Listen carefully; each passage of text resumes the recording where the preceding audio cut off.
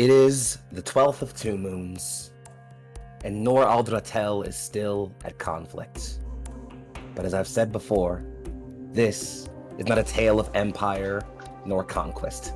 This is a tale of people and their fight back. Good morning, afternoon, and or evening, depending upon time zone. Ladies, gentlemen, and all those in between and beyond that binary of the internet, welcome back to Neon Lights Roleplay, and much more specifically, welcome back to episode 2 of Under Twilight Skies, our Armor Aster story. I'm your host for the duration of the stream, Young Foxy. But much more importantly than my mug, you got these 5 lovely individuals lining up your right and bottom of the screen here. Well, I'm just going to go ahead and call out randomly, because I can't see the overlay, and just tell me who you are, who you're playing tonight, and what you got going on for the evening. Let's go ahead and start right on at the bottom of my screen, because I know that she's there, I'm pretty sure, unless I'm wrong. At the bottom of my screen, unless I'm absolutely wrong, should be the Legendary Vermin. Oh, that's me. Hey y'all, I'm Legendary Vermin. You can find me as Legendary Vermin on all the places on the internet that matter. I am playing Hyphaea, Subject Hyphaea, for all of you today. Kind of a quiet type, serious type, and also, as we learned last episode, definitely not alive, as she walks around and pilots her Aster, the Merciful Sister. Still a badass name, by the way, if you were wondering. Gonna go ahead and keep sliding right on around there. You know what? Let me see if I can do this in perfect order, see if I can get this right. Moving right next to Vermin, I'm pretty sure, should be the ever-incomparable Chouse. You are incorrect. You are correct. Oh my god, 2 for 2 so far. 2 for 2. Oh, hello there, everybody. I am Chouse. Yeah, you can find me sometimes on the internet. But where you can mainly find me is in our Discord down below. Just subtle plug. I mean, it's true. Yeah, I will be playing Catalyst, our, how should I say it? Looks like they would kill you secretly a cinnamon roll of the group. Oh, you mean Cat wouldn't kill me? Shame. I mean, she would if you needed to be put down, but like, I'm not being put down. Minus me simping, though. I'm gonna go ahead and keep sliding right across the overlay. See how far I can keep going. I'm pretty sure right next to Chow should be Classical Glyza. You're correct. Hey, I'm Glyza. Today I'll be playing Mahalina Agbayani, a name that means one who desires glory, but she's given up that desire ever since her wife passed away. Wink, wink. I'm a person of many hats. I'm a podcast host, a writer, a variety streamer. I'm a talk show host of a show called Trial Run. It's a show where I interview different TTRPG personalities, creators, players, GMs, and everything else in between. I create a character with them and run them through a quick one-shot. Speaking of TTRPG personalities, I am one too. To see all of the stuff I'm in, just look for @Classical Glyza everywhere on the socials, but especially on Twitter, because not only do I make all of my announcements there, I'm occasionally hilarious on there, I guess, and always a delight. Thank you, Nick. Wonderful. Sliding over there to the bottom right corner of your screen, our second to last player should be Tate Washburn himself. Hello, Twitch. My name is Tate Washburn. I do streaming and such on here, and that's really the only important thing I do, let's be real.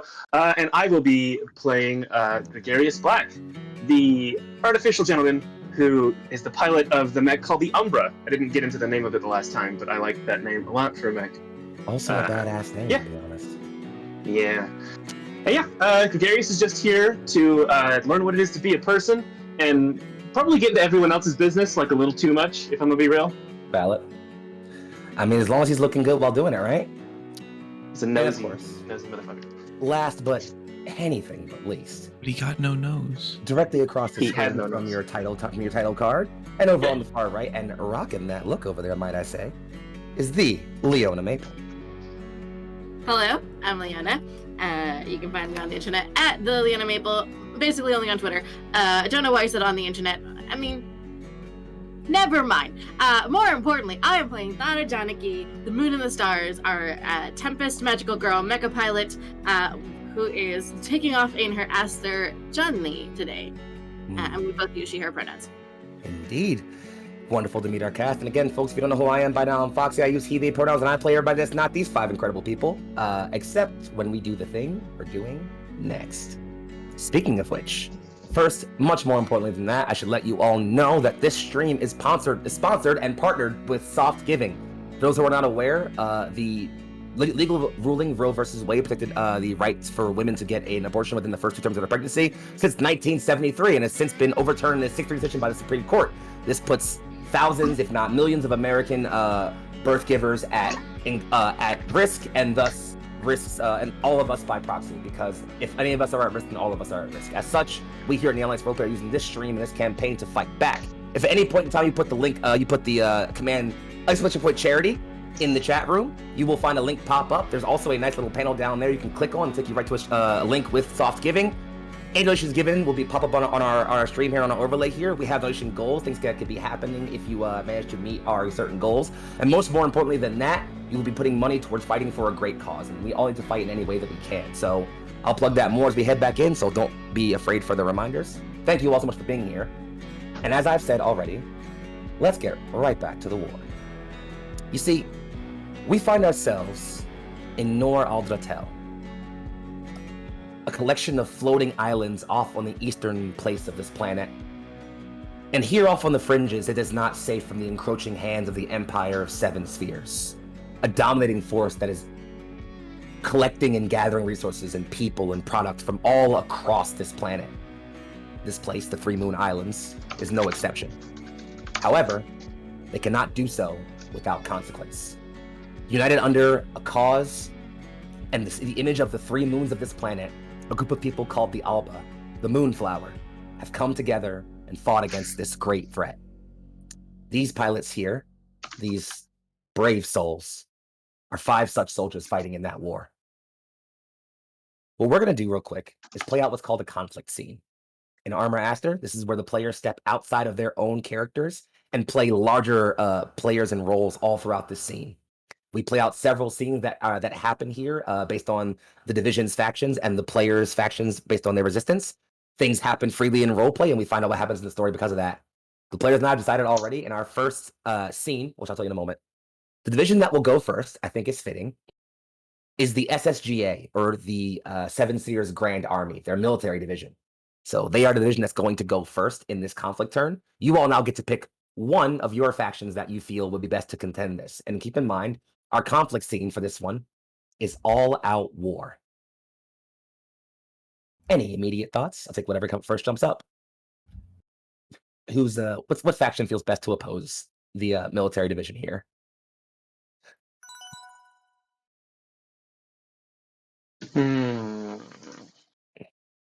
I would say probably the either bandits or guerrillas. Faction 3 or 5. What y'all think? I'm right. leaning towards gorillas. Not gorillas, gorillas. Gorillas, of course. Sure, I pronounced that correctly. All right. Sorry. Your gorilla faction, which we actually hadn't named, unfortunately. Let's see. Anybody got let's throw up a name real quick. Just somebody give me a name. What's a good name for a faction of gorillas, of covert operatives operating behind the lines and sabotaging and things? The Green Hand. I like it. Well done. I was going to do a bit Green-handed like Agents Hit and Miss.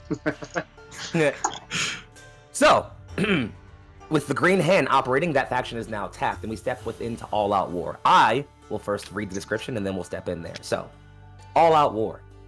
Everyone plays. Players distribute themselves between the authority and the cause evenly, if possible, casting themselves as soldiers, channelers, and other members of the division in a faction. The director may freely play characters from both sides where needed to facilitate the scene.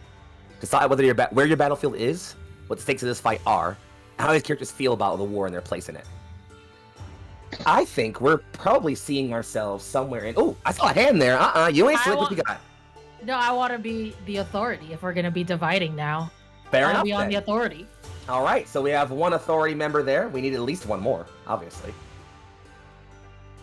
Any volunteers? I'll go for the gorillas. All right, so then we got At least one on each side. Anybody else going authority? What was that, Tate? I'll do authority too then. All right, Okay. then. We have 2 authority characters and 3 people playing the cause for now. And I guess I'll fill in as third authority character when need be. I'm going to roll d6 and decide who we start off on. A 1 will be me, and a 6 will be Vermin. And from there, I'll give a bit of opening narration because I put ourselves in the scene, and then we'll start off right there. With a 4, we will begin with Leona, if that's cool with you. Sound all right? Mm, You can say no, it's fine. okay, no, I'm good. right. So, let me switch up our vibe a little bit here and get right into it. We open high in the skies. Amber, blue, and purple clouds painting the vast distances, almost like a sea awaiting beneath you. We are not over any of the major islands, but above and in between them, as a battle rages and roars all around. Carriers blast and battle each other in high distances, shooting off beams of magical energy and incredible pulses of bright beams of red and yellow and purple. Asters zip along on magical currents or engage in engaging sweeping maneuvers. Up here in the air, the SSA thrives. Their advanced capable flight mix letting them outmaneuver and, position around different things. And as we cut across a large sweeping carrier of the Alba, cutting through the camera, rumbling and shaking as it takes several seconds to clear the screen, its cannons blaring as it passes over. We zoom in, close in, on one single Alba member in this fight. So Leona, tell me, who are you right now somewhere in this fight? You can be anybody you want.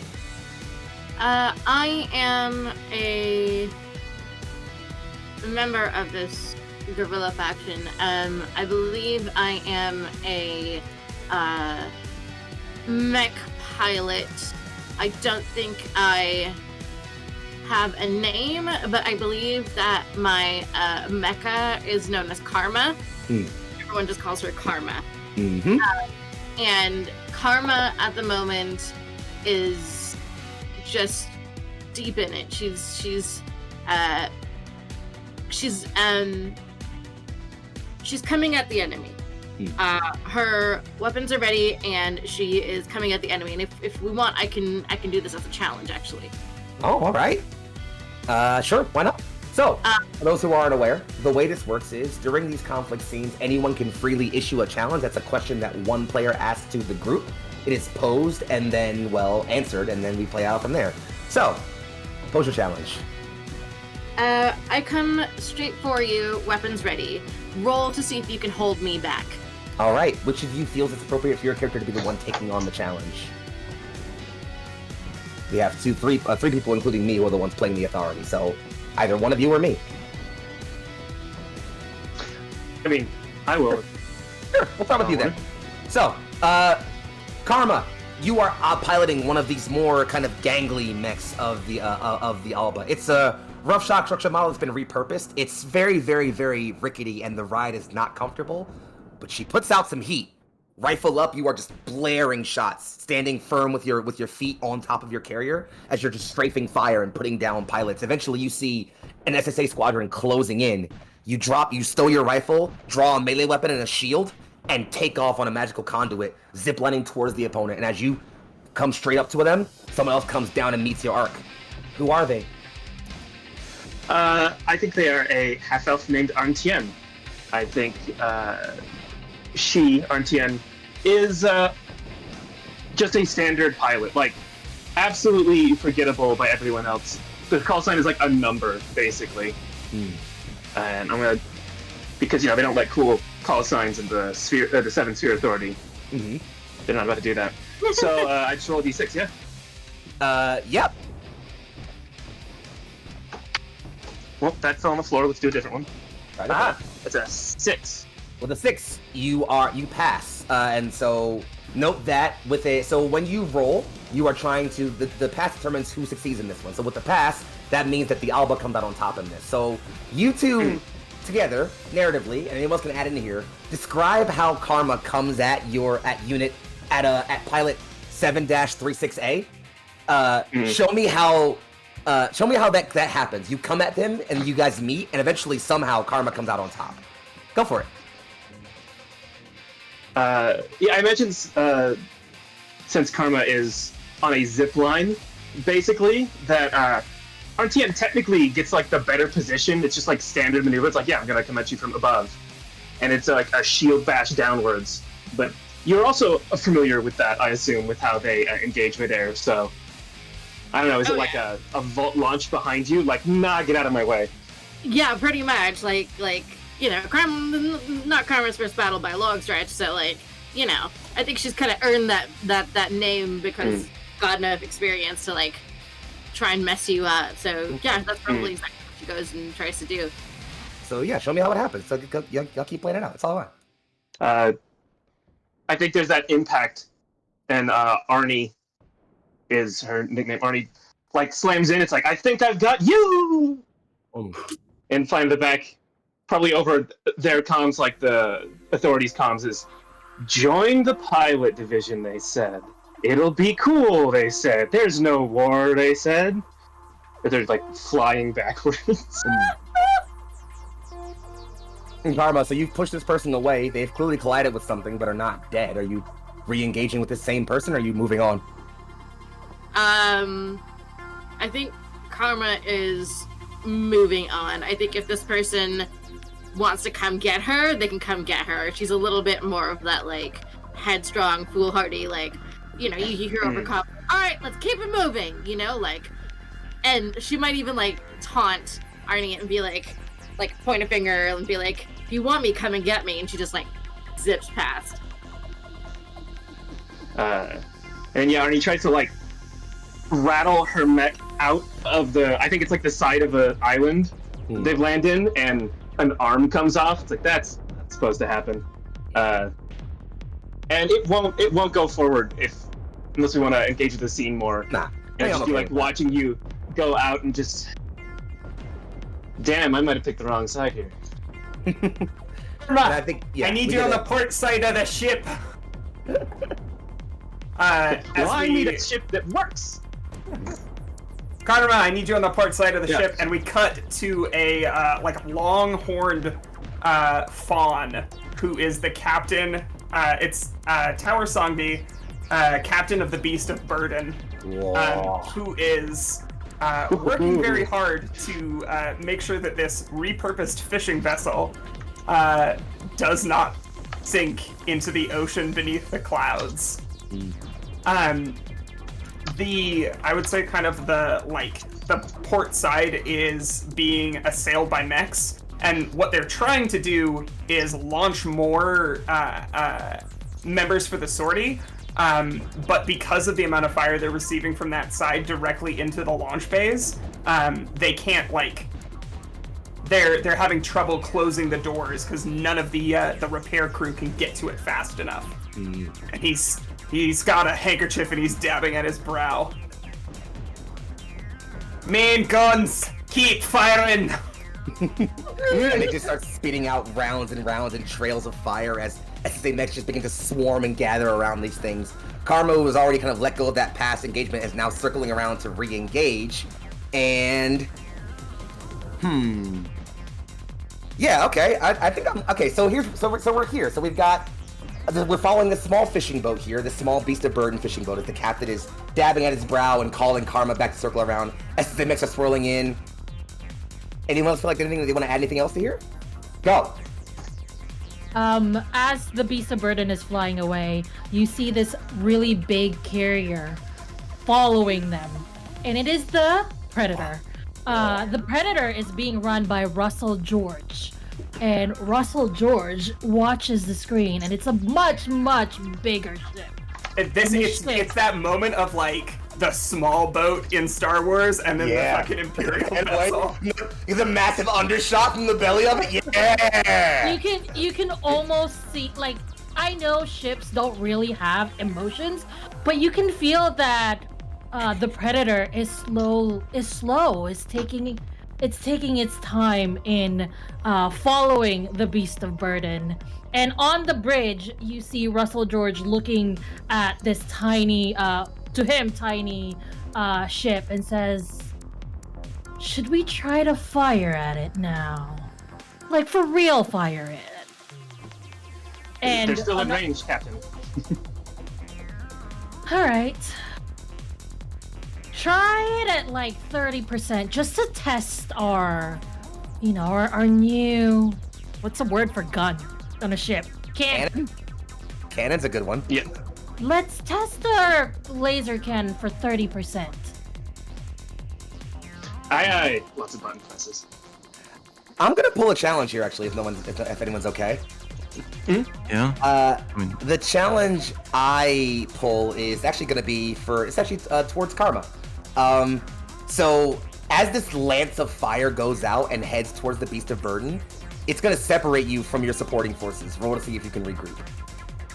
So you're gonna roll a single d6. You're looking for a 3 or higher. Okay. I rolled a 6. You succeed.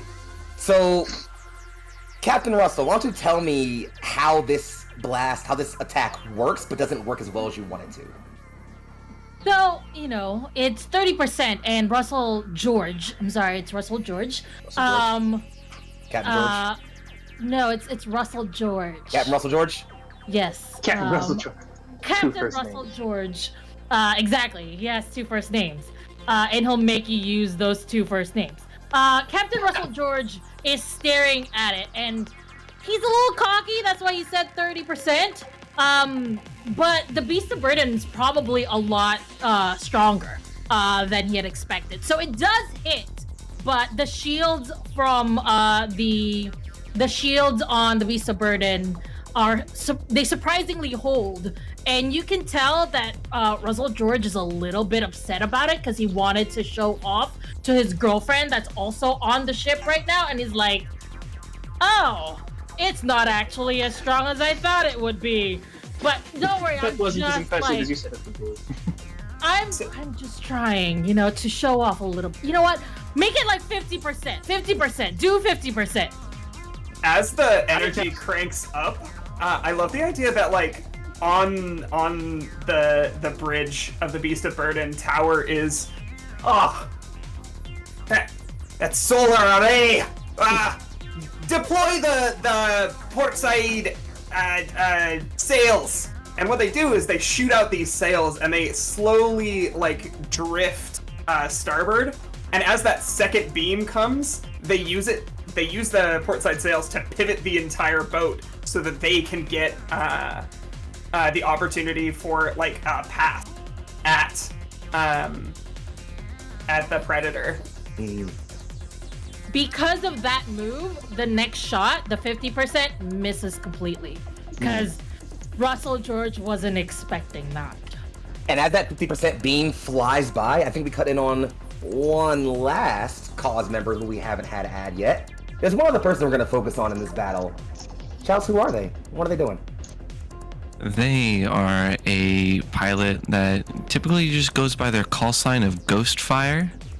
They are a light flying mech, and they have typically it's the frame is just a humanoid kind of shaped chest, but theirs is kind of like ripped in half to make room for like a long linear railgun, and then kind of sewn back together. So the pilot, like the pilot seat is like off and jagged to the side as they're trying to like fly this like almost half weapon, half mech through the air and taking slow but like powerful shots at SSA mechs. Love the phrase sewn back together because I'm imagining this like very long like band of cloth kind of crisscrossing this central rail. Oh yeah. Like flapping in the wind as it's flying. Yeah, like it is not stable at all. All right, so you're over here on the side, Ghost Fire, just taking shots at SSA mechs as they're kind of swirling around and approaching you. And well, I mean, at this point, we all have characters and everything. And please note, y'all can shift through different characters and scenes if you want. Do what you want. Okay. I would actually like to do a challenge to this character. Challenge it is. Okay. So I think a unexpected comeback from behind. Arnie is going to lead an unexpected ambush, and the reason it's unexpected is you see that Arnie has taken their own like sustained laser gun and welded their own arm back on their mech, and leads a small squadron from below and behind, trying to prevent you from helping the Beast of Burden escape. Well, then it sounds like you need to, you gotta roll to see if you catch them by surprise. Keep in mind, because you're playing the Authority, you're looking for the lower, you're actually looking for the lower roll here. That's assuming I want to win. Here we go. Well, that's true. I got a 6 again. Well, I got a 1, so you didn't- like. No, I'm the one doing the challenge. I do the roll. so yeah. Oh, okay. Yeah, so you had to roll it. See, I think this is like 3 mechs are flying from like below and behind at you, guns drawn, and I think one of them probably fires too early without really aiming, so you get like a few warning shots, like past the right side of your mech. And I want to know how you'd react to that. I wonder also if like this is an opportunity for like Karma to be like wingmanning it for Ghostfire. I feel like it'd be pretty cool. Why not? Yeah. Go for it then. Okay. Ghostfire would definitely react by initially going up a little bit, and then kind of like tucking their limbs in and going into a roll to align their main battery, like with this oncoming group, and then begin firing away. All right, and how does Karma come in and assist this?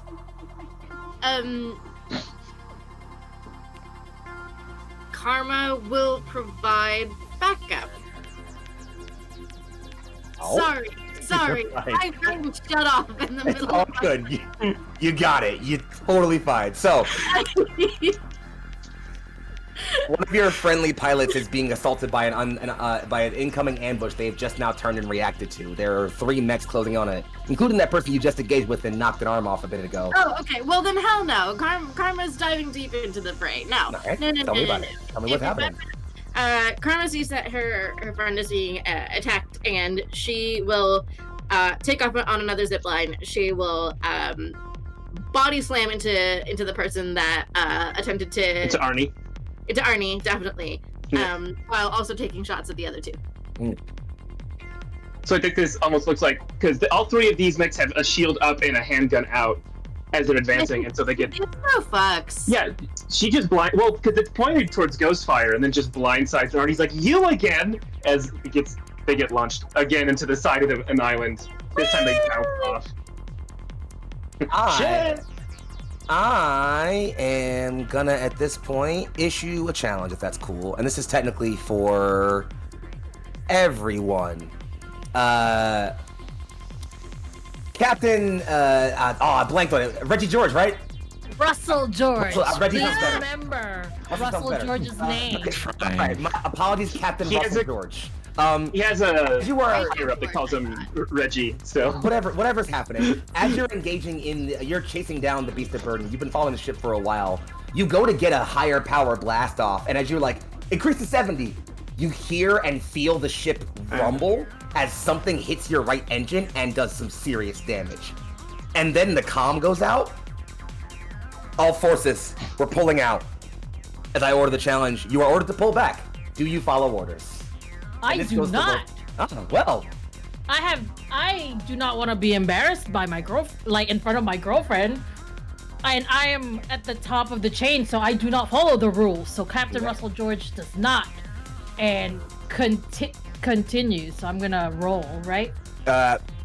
in Do I this roll? case, yes. Normally you don't roll a challenge, but I do want you to roll here because I want to see something. Go ahead and roll for me. All right. Arnie's retreating. That's all I think I need to say about that, but I got a limping 3. back. 3 or higher technically does still beat it. As it meets it, beats it. So technically, I think what happens is, and I think if we allow this, because I think I like this sort of horror or sadness here. I think what happens is, as you charge up one more blast, Ghostfire and Karma, you both land back on the Beast of Burden, and you're like, you okay? Like checking in on you. the blast lances out, and the captain lets off one more, like, move the port sails again, and the ship goes to turn hard one more time. And it's almost like the two ships are almost circling that beam, just trailing at the back of the Beast of Burden. And then just before it manages to pull away and escape that, that death spiral, and the Beast of Burden escapes, the beam clips the back of it. And just as Karma goes to shake Ghostfire's hand, as like their asters clasp hands, the two of them disappear in a pink light. There is only ashes left. All right. And at that point, your spirit says, "Pull back, Captain George. That was an order." Yes, sir. Also, it's Russell George. And then just pulls back. But like before he does pull back, he looks at his girlfriend. See, I did something. It was pretty cool, right? 2 aster kills. Dramatically impressive. Thank you. And I think that One might be a person was solid like, I think spot to that was start off. sarcasm. It's just like the guy next to I think that was sarcasm. Captain. Yeah. I just, I think that might be a great spot to separate from that conflict scene. As a recap, y'all rolled a total of 3 times for challenges, and I'm pretty sure y'all passed all 3. So I think, resoundingly, the Alba wins that conflict turn. As a resolution, you activate the Gorilla's ability, which says, a specific asset or actor is made vulnerable or exposed. So, as y'all were going against the SSGA, they have 3 factors or assets. There is Commander Laurel, their leader and commander. There is their vast garrison of actors they have to deploy everywhere, and the Hellion Division.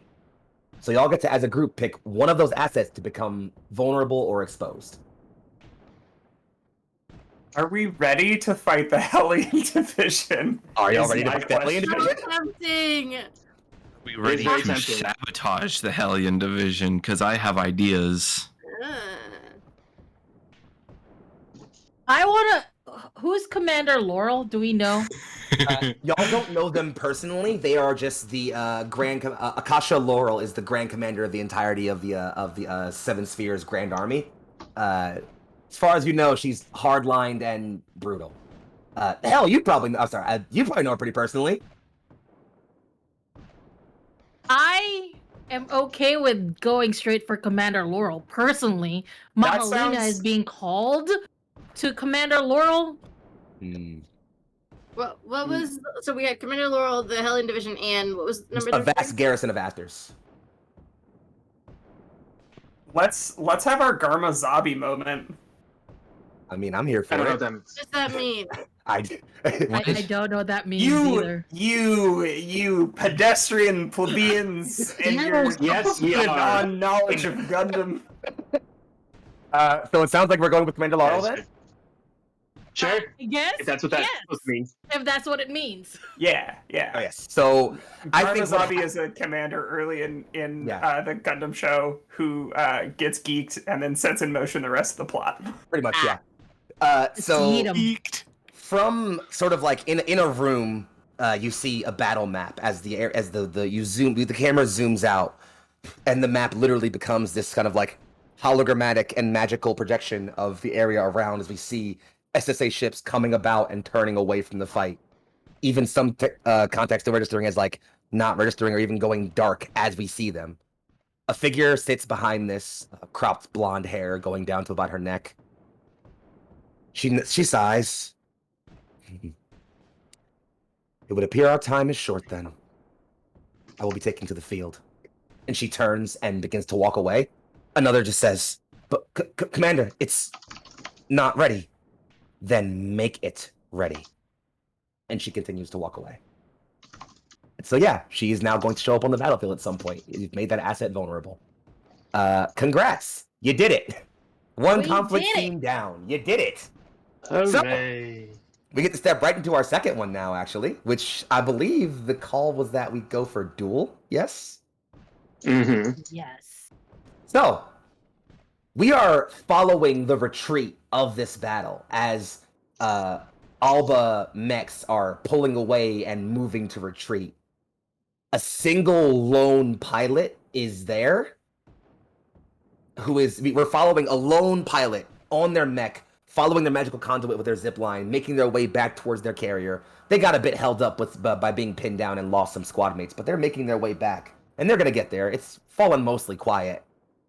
Who are they? I need a volunteer. I can go. Tell me who they are. They are Caden Clark.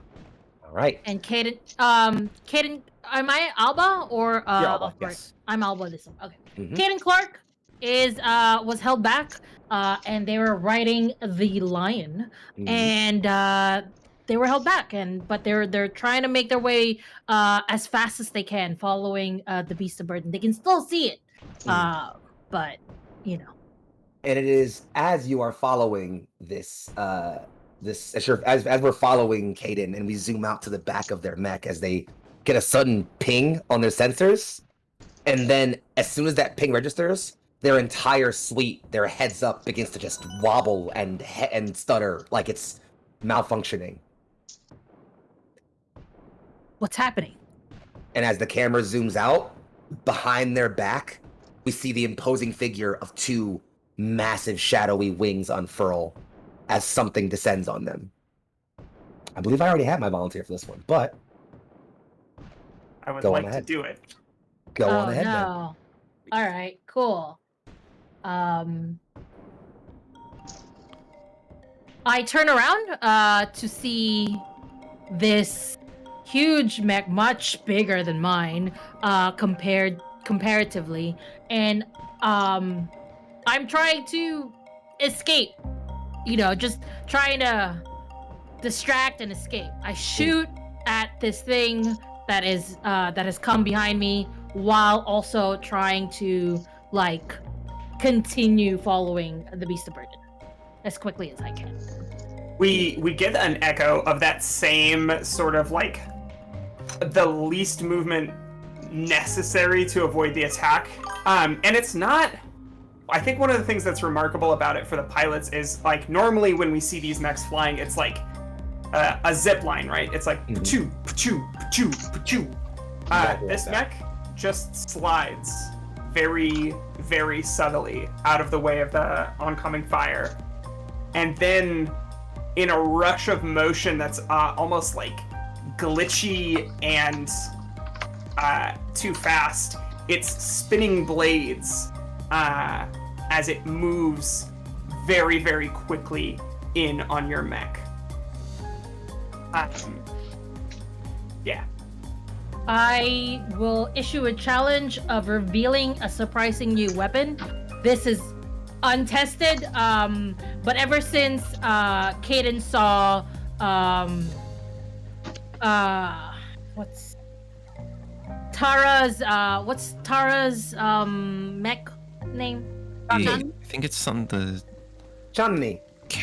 Yeah. I slurred a lot on my tongue there, Chandni? but that's right. Chandni. There you go. Johnny. Yeah. That's it. Oh my God. Yeah. It's like Nailed a prototype that Cat has made for some of the mechs as well, and it's pass it on. It's a little an easy sort of lightsaber sword. I don't know. Lightsaber swords Beam come saber. out. Yeah, beam saber. And Caden stands, the lion stands in front and is okay, I cannot outrun this. I have to face it on. And this is the surprising new weapon that I have not tested or tried yet. All right, I need 1d6 from our unnamed Hellion Division pilot. Unless you have a name, I do have a code You name can for definitely it. give me a name. Yeah, please go. Oh, you want to know? Yeah. I mean, whenever it feels appropriate. You told it. It's fine now. Okay. That's a 3. That means it's a fail, which means it's a pass for you. So, as this new weapon comes out, tell me what happens. Did we agree what faction the Wait. I'm sorry. I picked the division, and I did pick one. It's gonna be the executive, which is their major division.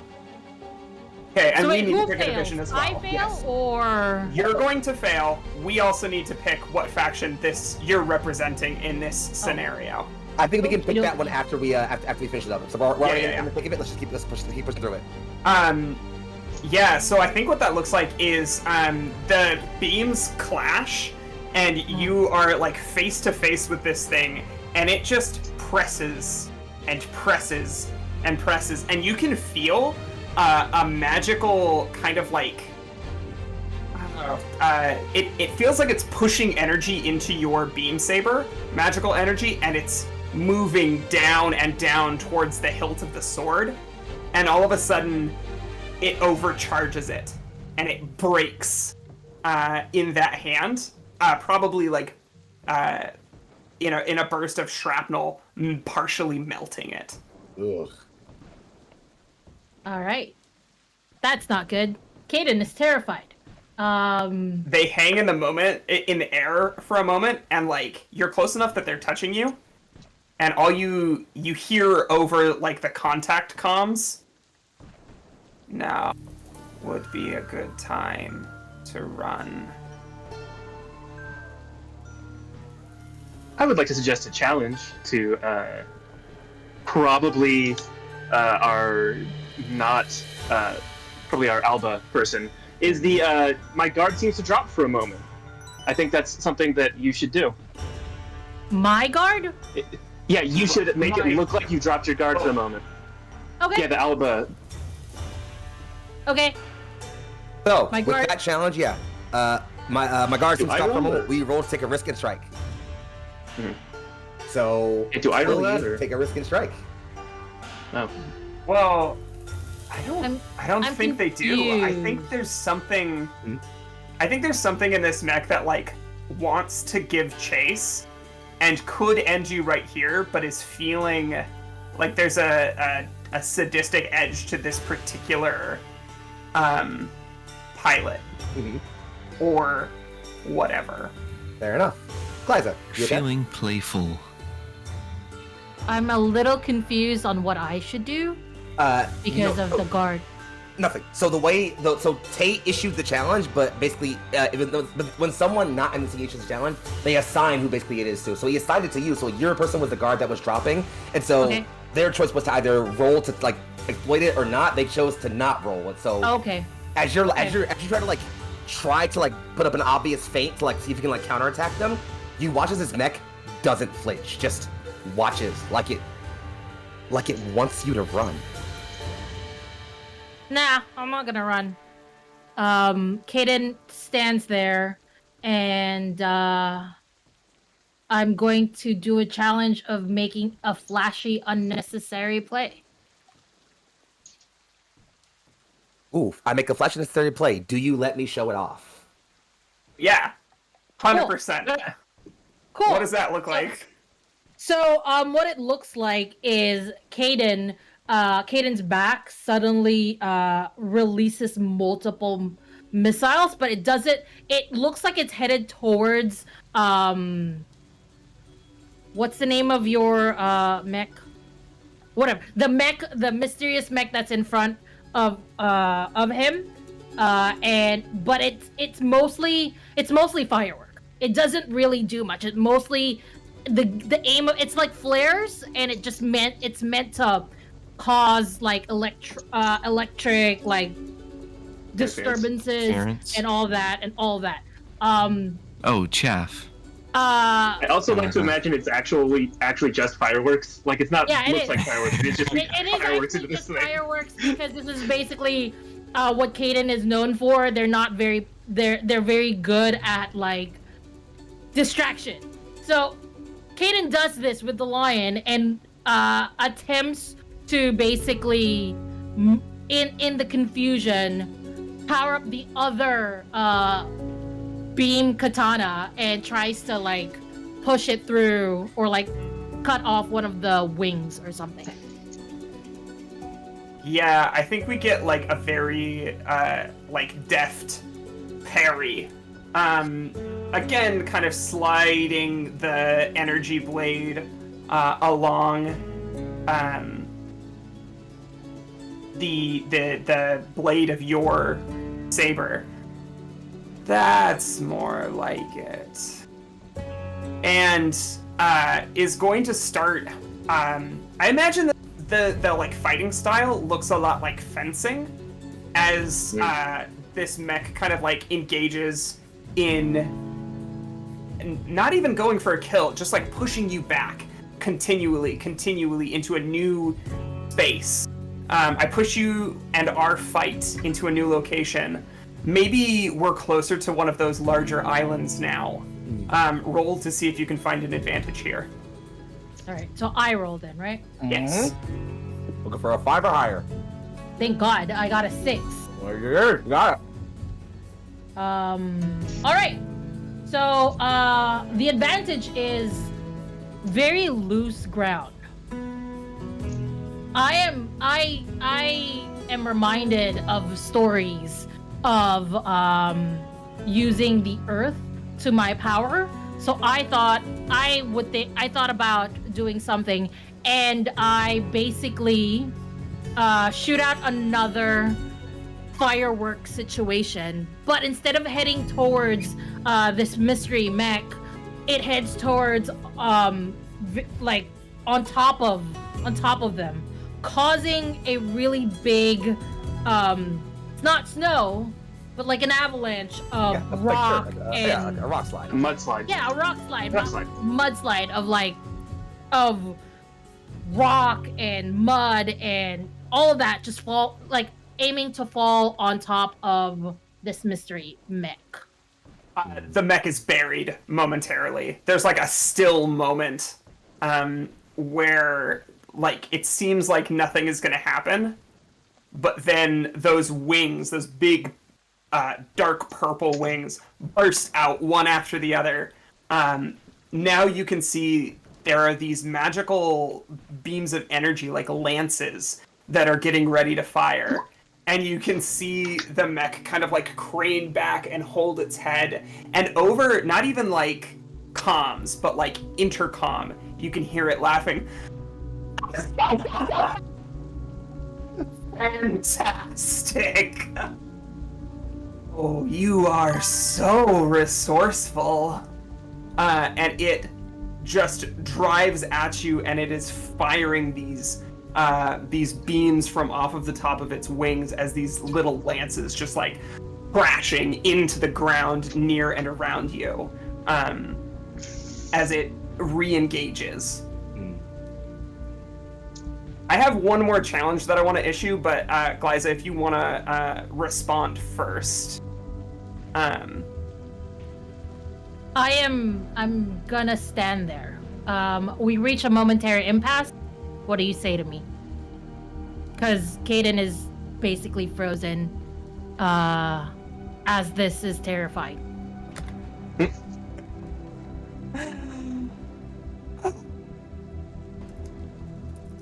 All you can do is watch us roll everything that you've done. Every small victory we reclaim. You see that little village over there? And there's like a quirk of the head. And it's like maybe 5 or 6 houses.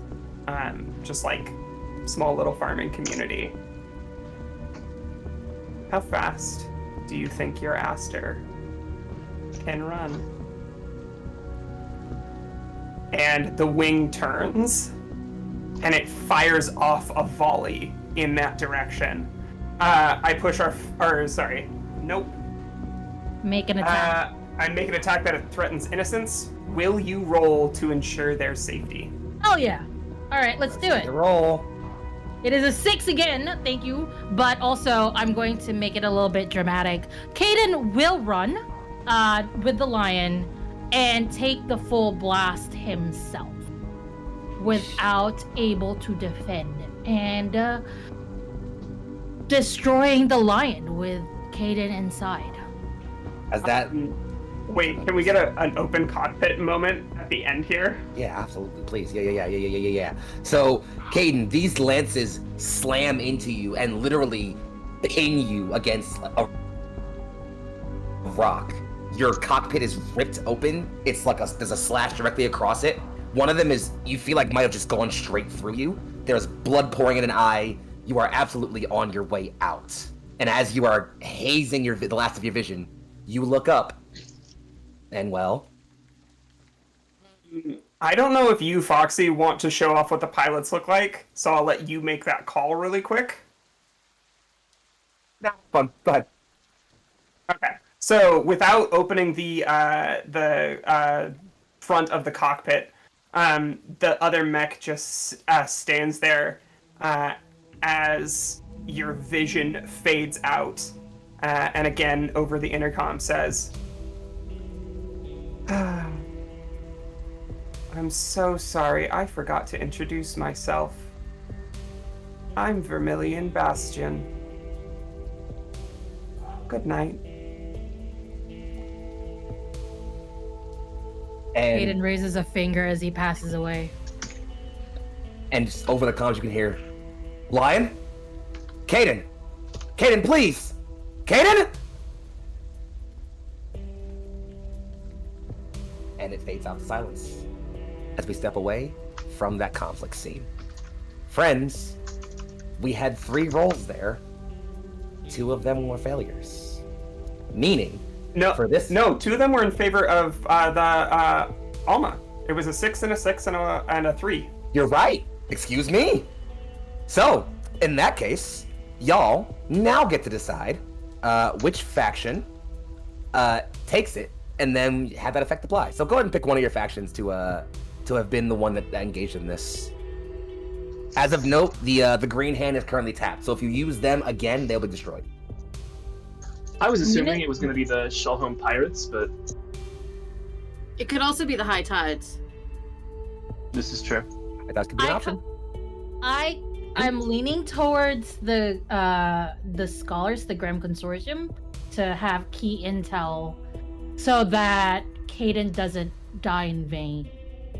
I'm fine with that. If anybody else is fine with that, Yeah. That rules, yeah. I could see that. I'm good with Caden's that. an academic and sent Okay. off like a recording of what happened Mhm. before they died.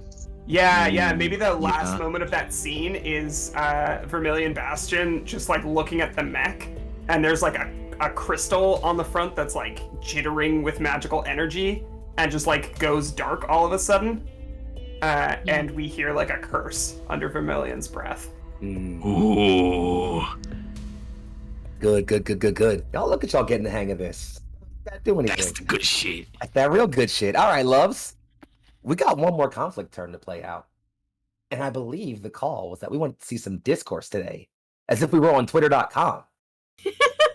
So as if we were on twitter.com, let's do some discourse. So, for the discourse, everyone plays taking the role of either members of the authority, the cause, or both, as key figures discuss and politic amongst themselves, idly or otherwise. Decide together where a conversation occurs, who else is present, and what the power dynamic between participants is. Spitball me some ideas. Did we figure out like which enemy division? You're right. Well, to be fair, there is only one enemy division left that can go, and that will be the SSA's Peacekeepers. Right, but for the previous. Yes. Oh yeah, last one y'all did The y'all scholars. used your y'all used the scholars last time. Yeah. So y'all have the Showhome Pirates, the High Tides, and or your own faction, the Truth and Darkness, or the Truth Seekers is the main faction. I feel like the Used the High scholars Tides is last probably time? it. Yeah. I feel like the Firebrands is appropriate for this then, right? I As, mean, like, political probably. agitators and artists. Well, keep in Yeah. mind, remember to think about what their outcomes do. So for Showhome Pirates, you can reduce the scheme clock by 1 and increase one of yours 1. You can increase the division's disfavor by 1 with the Firebrands, or have something strange or unexpected happen if you use your own faction. Thoughts? Now, I'm a big fan of something vague, like strange or unexpected, so I'm kind Yeah. of tempted to say do that. I'm kind of tempted to do that as well. All right. There's part of me that wants to see it, but the other part of me is like, also though, it would be fun to save that for a later episode. This is But true. this is 2 to 1, so No, I'm also with Hmm. you. Then it's 2 to 2. And I When did we use the scholars? Did Just we use that. it on Just episode 1? Oh, Keep we in just mind, y'all did? can use them Oh, again. okay, I see. Y'all can use the scholars again, but that will get rid of that faction. Okay. Yeah, I don't think we Do want to not double want- tap. We are not double tapping. We're not trading lives here, Captain. Sorry. Let's. I'm okay with what would using be the fire opposite? bands. Let's go with ours then. If that's kind of where we're all leaning. All right. Let's do ours. Okay. The weird. The truth All right. seekers. The Your weird. truth seekers Yeah. are tapped. All right, and so. we're going up against the peacekeepers. Mm-hmm. And so let's just to remind you all, we're setting ours. You know what? Here, let me seize that a little bit. So, I think we find ourselves on one of the majors. One of the major islands in a sort of not a massive city, but in a large sort of neutral area. There is a summit being held in a massive meeting room. There is a high domed ceiling with stained glass spilling color into this massive hall where individuals, politicians, moneymakers, movers and shakers from all across Nor-Al-Datel are here and discussing everything. This is not so much a formal gathering as it's much more like a party of anyone who's anyone. And so you'll find people here who support the authority, people here who support the SSA, people here who support the Alba, people here who don't support either, and people who just want to make some money. Who are you all in this scene here, I think? And I'm just going to go ahead and say, I start this music, I get it all set up, moving for y'all properly. Whoever's feeling like they got, like, I know who I'm playing in this and what they're doing, go. Leona, I see a hand. I would love to be the person who is leading, I guess, sort of the political thought leader of this resistance. Okay. The Cordelia Ina Bernstein of this game, if you will. Oh yeah. Do they have a name? Not yet. I'm digging as fast as I can, Captain. You'll figure it out. Take your time with it. I would like to play the centrist. Both sides are wrong. Not a libertarian, no! Oh, I would play the both sides are just That was as the best bad. reaction. That was the Oh, best This is reaction to all of it. Sagittarius. We've got a centrist. We've got a centrist. We've got a rebellion thought leader. Y'all can take time and think more about who your characters are. That's totally fine. But who else have we got here? I've got my character in mind. Who you? They are a from at first glance they appear to be like a street magician, but in reality, like, they operate a lot of the like a more of like an underground like thieves guild, and they are mainly there just to steal as much food as they can because they are hungry. All right. Fair enough. Anybody else? I think it would be fun to be like, I guess a student or like younger follower of Leona's character. I think a young half-orc man who's just like that, like college kid who definitely is in with the politics but doesn't know as much about it yet. That he's confused, but he's got the right spirit. My character's name is Celia Helen Falstaff. You can just call her Celia. I will not subject you to what IBO does to everybody. I like it personally. Celia Helen Falstaff. We do not need to say that 5 times over. It's okay. Every time you say the full name. Take a shot every time. Okay. My character's name is Gracie Ocampo. Okay, that's a good name. I am playing arms manufacturer and war profiteer Merlin Oh, dang. Blackford, Yeah. who is on the side of the authority but has definitely lost some weapons in the Before. other territories. In a boating accident, right? I hate you guys so There was much. there was a big sky shark, and it really Big old It's boating raining. accident. All beans.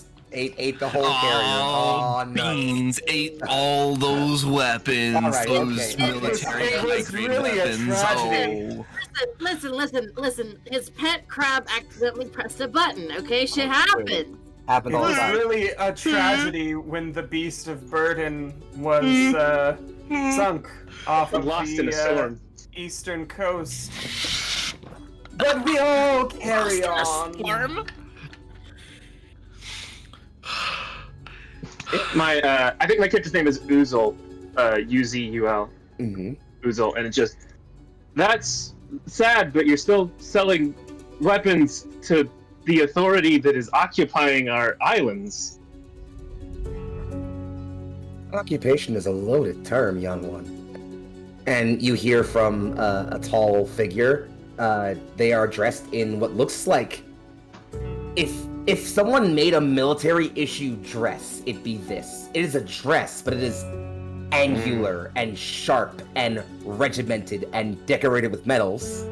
As, well, Commander Laurel walks in.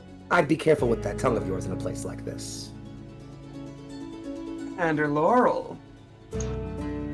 How good of you to grace us with your presence. The pleasure is certainly yours, I assure you.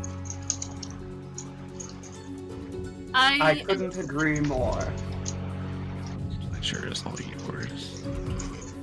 I'm going. Oh, sorry. Go ahead.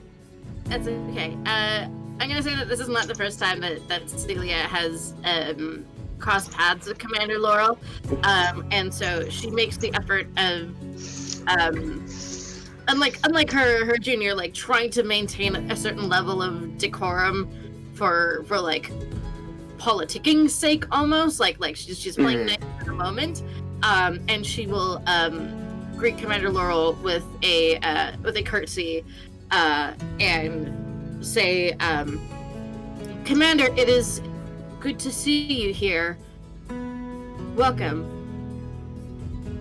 The commander does a low bow and just, Madam Falstaff, how blessed it is to see that the horrors of this war have not yet taken you from us.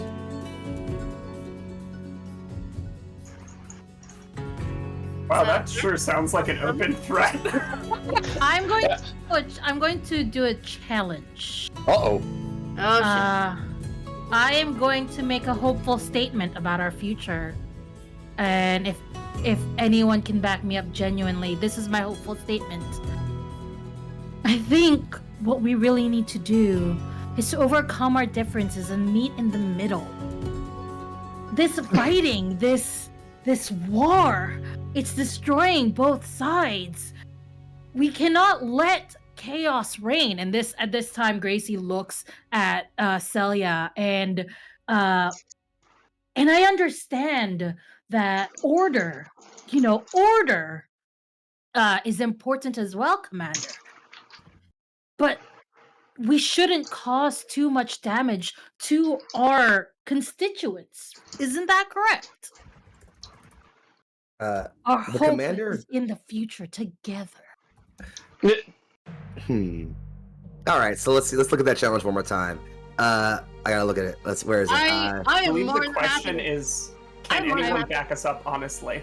Yes. I can genuinely back that statement up. I I think- feel. Yeah. Because Uzul's not doing that. He's mad. Like that Celia had to step in front of him probably, and he's just kind of like Oh yeah. grumpy. He absolutely did. Like hold up. Like if she's probably had this chat with him. Like if we had a flashback scene of like, look, if you want to exist in this sphere, you've got to learn when to bite your tongue and when to play nice. Like she's had this talk with him plenty of times. And that similar energy, he almost says something before Celia steps in again here. Just like, Yeah. Gracie, I do agree with you. Our side does not wish to fight. We have lost so many lives on both sides. It is entirely unnecessary.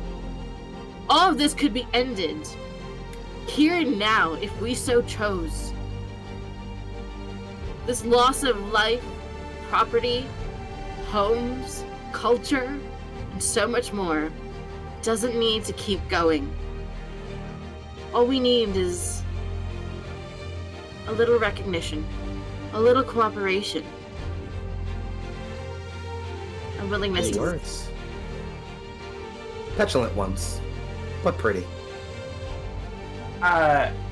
Hey, what's Charles, what's your character's vibe? Like, what are they wearing really quick?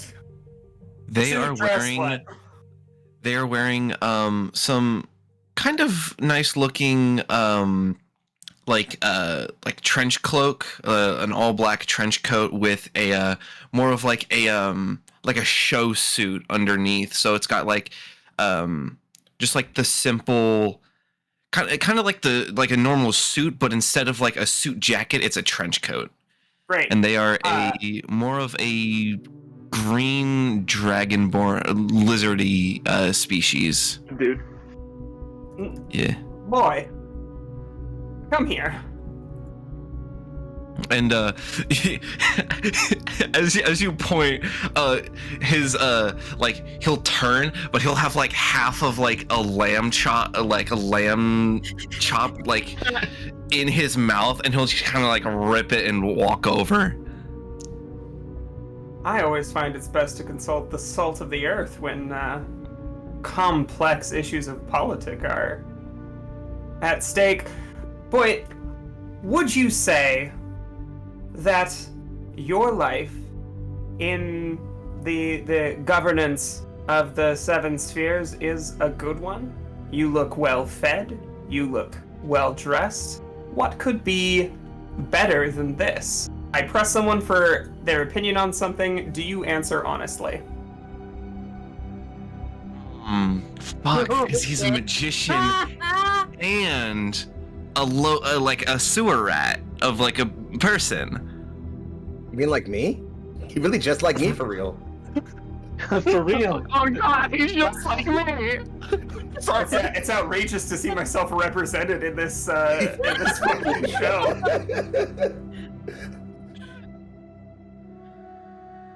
Oh dear.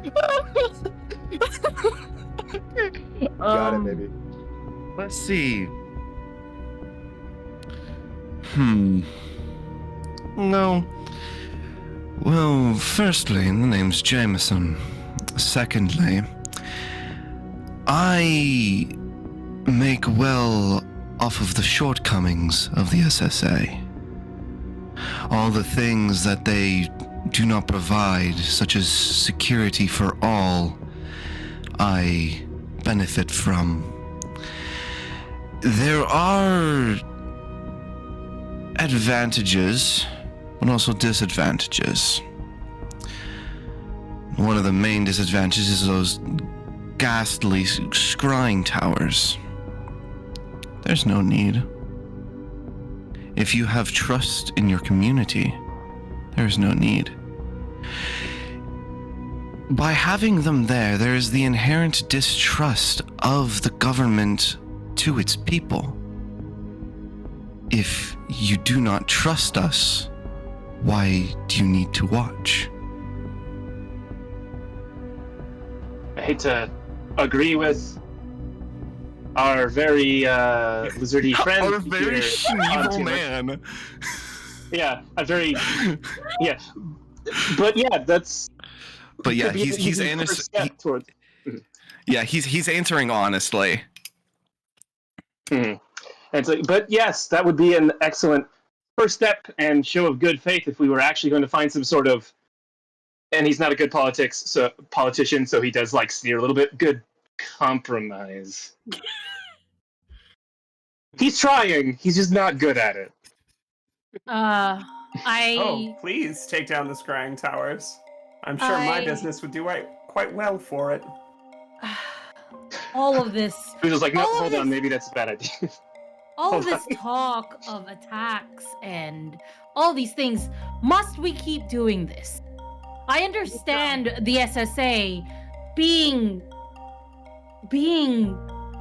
upset because of the resistance constantly attacking from out of nowhere.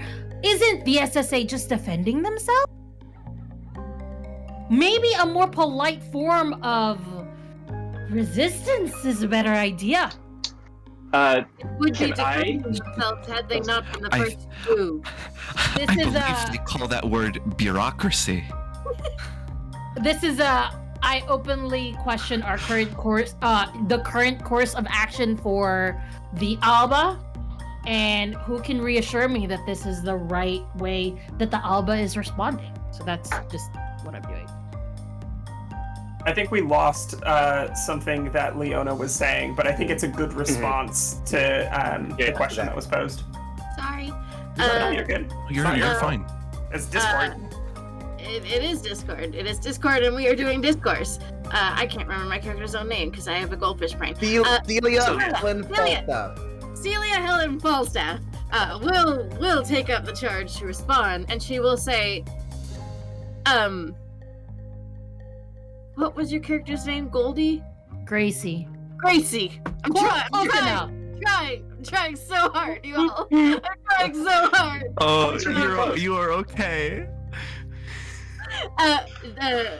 Celia will look at Gracie and she will say, that would be true were it not for the fact that the SSA were in fact the first to move. It is not that we are on the offensive. It is that we are on the defensive. We are taking simply response to moves that have been made. We don't want to do this. We don't have to do this. The approach that needs to change is that of the other party, unfortunately. Weren't the moves to improve the islands? Didn't they go there to to better the infrastructure of the islands? In what faith? Did they? Sorry, I interrupted. No. Go. That was great. Yeah. In what faith? You put them there not to transit the people. And he will, Jameson will point up as he sees as they see both a ferry of people and both a mining truck of raw material, of like moving across this this public transit network. And if you don't mind me describing it, or do you want to describe that, Foxy? Are we like in like a glass domed building so that we can see this? I like that idea. Yeah. Yeah.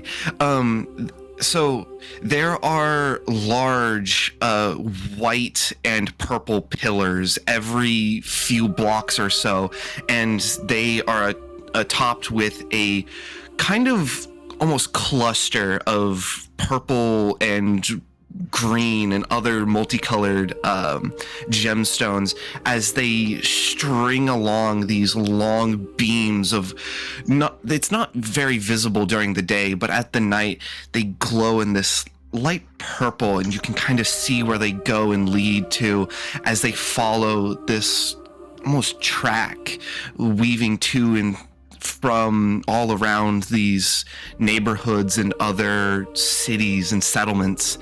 They kind of connect the island all together, and the majority of them going away from the island are leading to or from the SSA. And as he as he pulls his hand back, you put them there initially to connect your minds, not for the people to travel. It was not the infrastructure for the people, it was for you.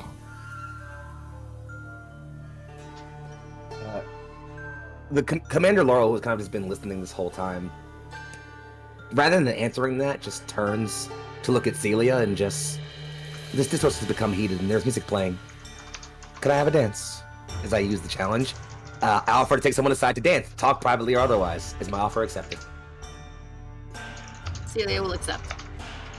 And as he takes their hand and leads them to the middle of the floor, just as they begin to kind of come close and very standard formal kind of distance dancing until eventually with a light push of two fingers against the small of her back, Laurel pushes Celia closer to her so they're just inches from each other and speaks. The Centrist is correct, by the way. You are not on the aggressive. You are dissidents, insects, nuisances. This resistance will not last long. The people will not side with you. They don't want war. They want order. Which of the two are you bringing?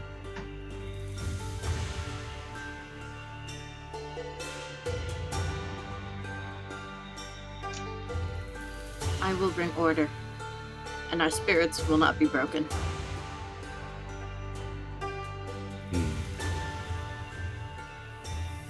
There are far too many spirits here to break. However, and I'm going to use this to bring us to our resolution move, and I'm going to kind of cheat and answer it myself. The resolution I'm taking is, one of us makes a statement that history will look back on as prophetic. Who and what is it? That person will be the commander, who will say, "It is true there are far too many souls in this place to break you all. However, break one key soul, and you will cow thousands. Remember that."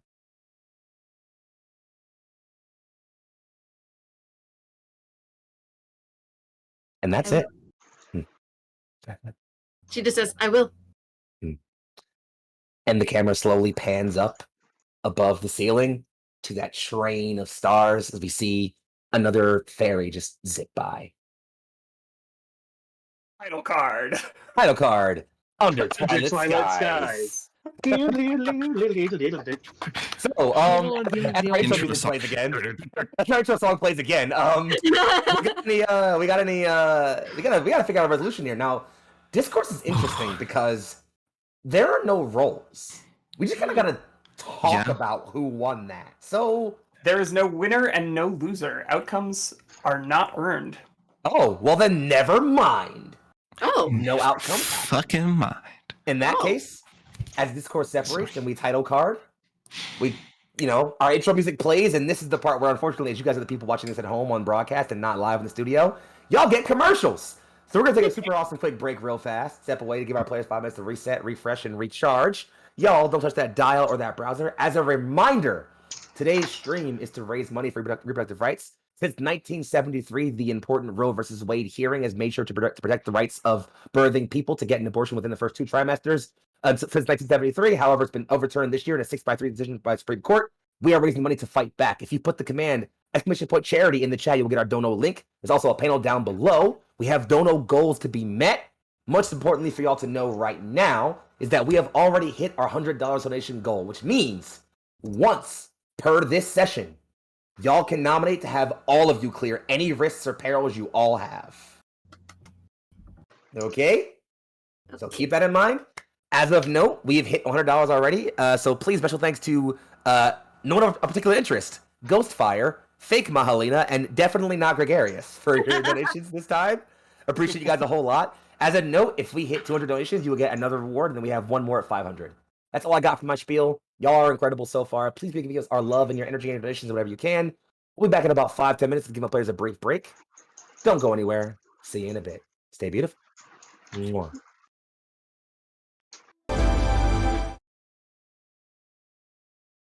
And we return. Welcome back to our second episode of Under Twilight Skies, our Armor Aster campaign. Where we last left off, we played out a conflict turn, seeing the larger war play out, seeing some larger scale battles and individual duel between a random pilot and a member of these new black armored mechs we've been encountering. We also saw the other side of the conflict, where politics and discourse play out. And now, we finally resume with our original cast. Checking in with Project Hyphea and Catalyst and Mahalina and Gregarious and Dada. The 5 of you ended last session with a bit of a shock as you were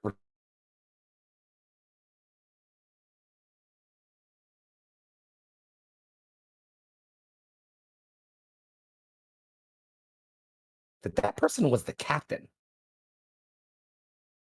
Without too much preamble, you were told to suit up and get the hell out there. You have a transponder keeping tabs on where the captain zipped off to. He's moving incredibly fast. So y'all have some time to catch up. And so we resume as the skies around, whip with the wind, and you all travel along your currents of magical tendrils, or in the case of Tada, just simply using your flight pack. As you travel on and along this place and moving in the direction, we zoom in on the 5 of you in contact, moving and following the transponder of the captain, which is several clicks out ahead of you guys. It is currently still moving.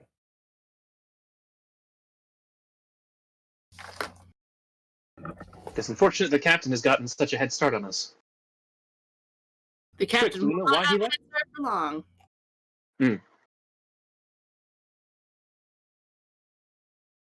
And by that I mean that Thara has basically jumped into her aster and zipped off and is absolutely using her flight pack to Yeah. move as fast as she can. Yeah, y'all are all already in the air in your asters, traveling together in a Yeah. formation. The 5 of you together. You already left the hangar.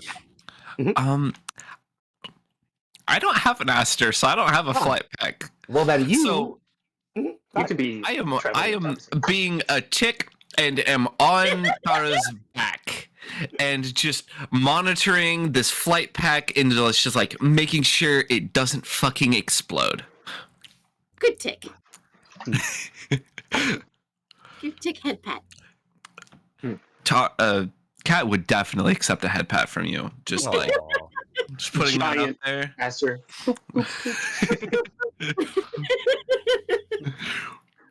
I imagine it being Won't you do it's it? just like a single finger, just like boop, boop, boop.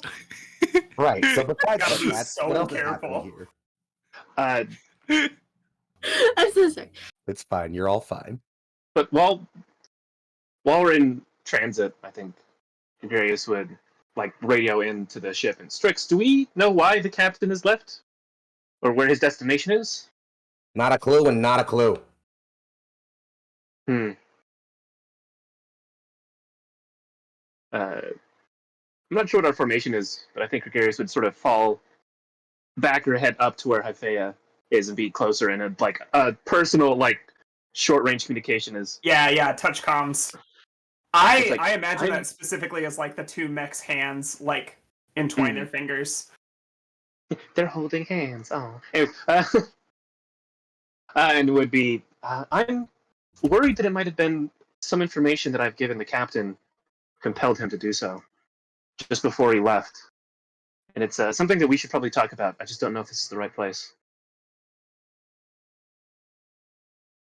I think we may have both given the captain some information. Well, in case he's acting on it, you should know I have suspicions that our old units have been reconstituted in some way. Some of the records I took implied that they were going to be mothballed if we left, or if they just didn't perform well, which I assume our leaving possibly started that process. Do you think it's my project or yours? Unclear. They did seem to move very similar to how our various units did. Were you able to take any of the data? Slow the project down? Can I try the arm trick?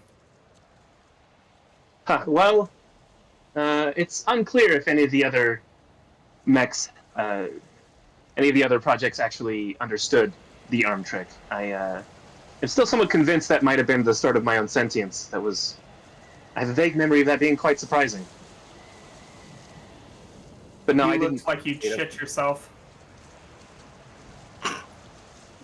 It was novel. I don't know if I said, but the algorithm that I made to compensate for such tactics, I called Hyphaea's arm. And there's a little playful tug at your hand. Flatterer. Anytime. There's a tug back as well. But no, I didn't manage to take data. It's simply copies. They would have noticed if it had left, and I'd been collecting that for quite some time before we made our escape. Okay. Well, given the crew that we're flying in with, I'm sure something, and she chews over the word that she wants to use, unexpected will happen with this group. You can say, Cat, it's okay. I think that the two of us joined a team of wild cards, and I can say at least that Hyphaea was not ready for it.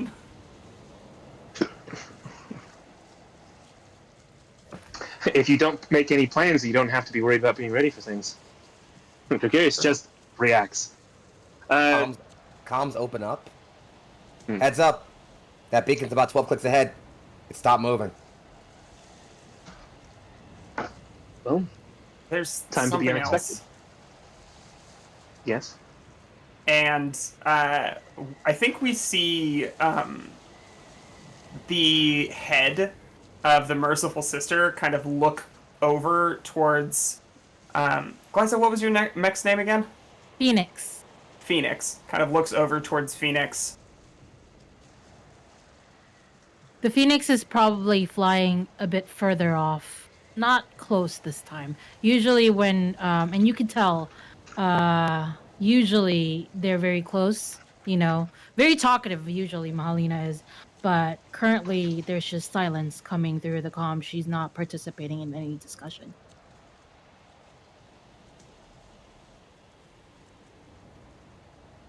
Mahalina saw my face back on the ship. I think... Forgot about that. I think I may have done something before. And I think she hates me for it. I don't want to see her get hurt, but I would appreciate it if you watched my back. Always. Always. And there's another, like, hand squeeze.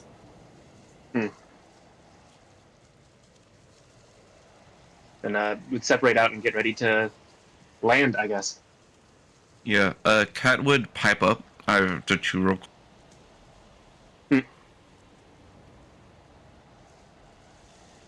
Cat would definitely like ask if they're not able to pull up a map in their own in their own Ardent, like, are there any nearby towns or settlements on map? You are able to pull up a map of the local area. You're now firmly over one of the smaller islands somewhere in the middle of the three. It's got one or two small towns on it. One of them is grayed out. Interesting. And Cat will kind of like poke at I guess like mentally like poke at the map in that grayed out section of just like, when did that get updated to be grayed out? As you are clicking on that, I would like you to roll Weather the Storm at Okay. Desperation. Oh, At desperation. that means sixes count as One ones. is once. Uh-oh. So you're rolling 2d6. Six I'm going to say count as this is one. probably plus Defy as you're dodging in this instance. Yeah, go ahead. And 2 plus Defy. 2d6 So plus that Defy. is a total of 9. Oof, not bad. Not bad. 9 total on a 7 to 9. You see, but at some cost. So, as you're pulling up, you press the button to get a sense of like what's happening. See this map. As you press it, the sigil that lights up isn't the map.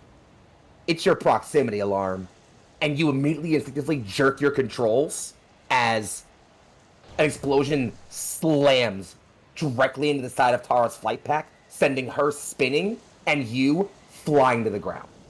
You are currently in free fall as a blast. You all just watch a blast hit Tara on the side, and Tara spins a bit, but manages to recollect itself and just take back off as you are all watching.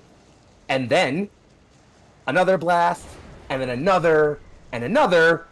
As you all quickly surmise, you're probably being ambushed.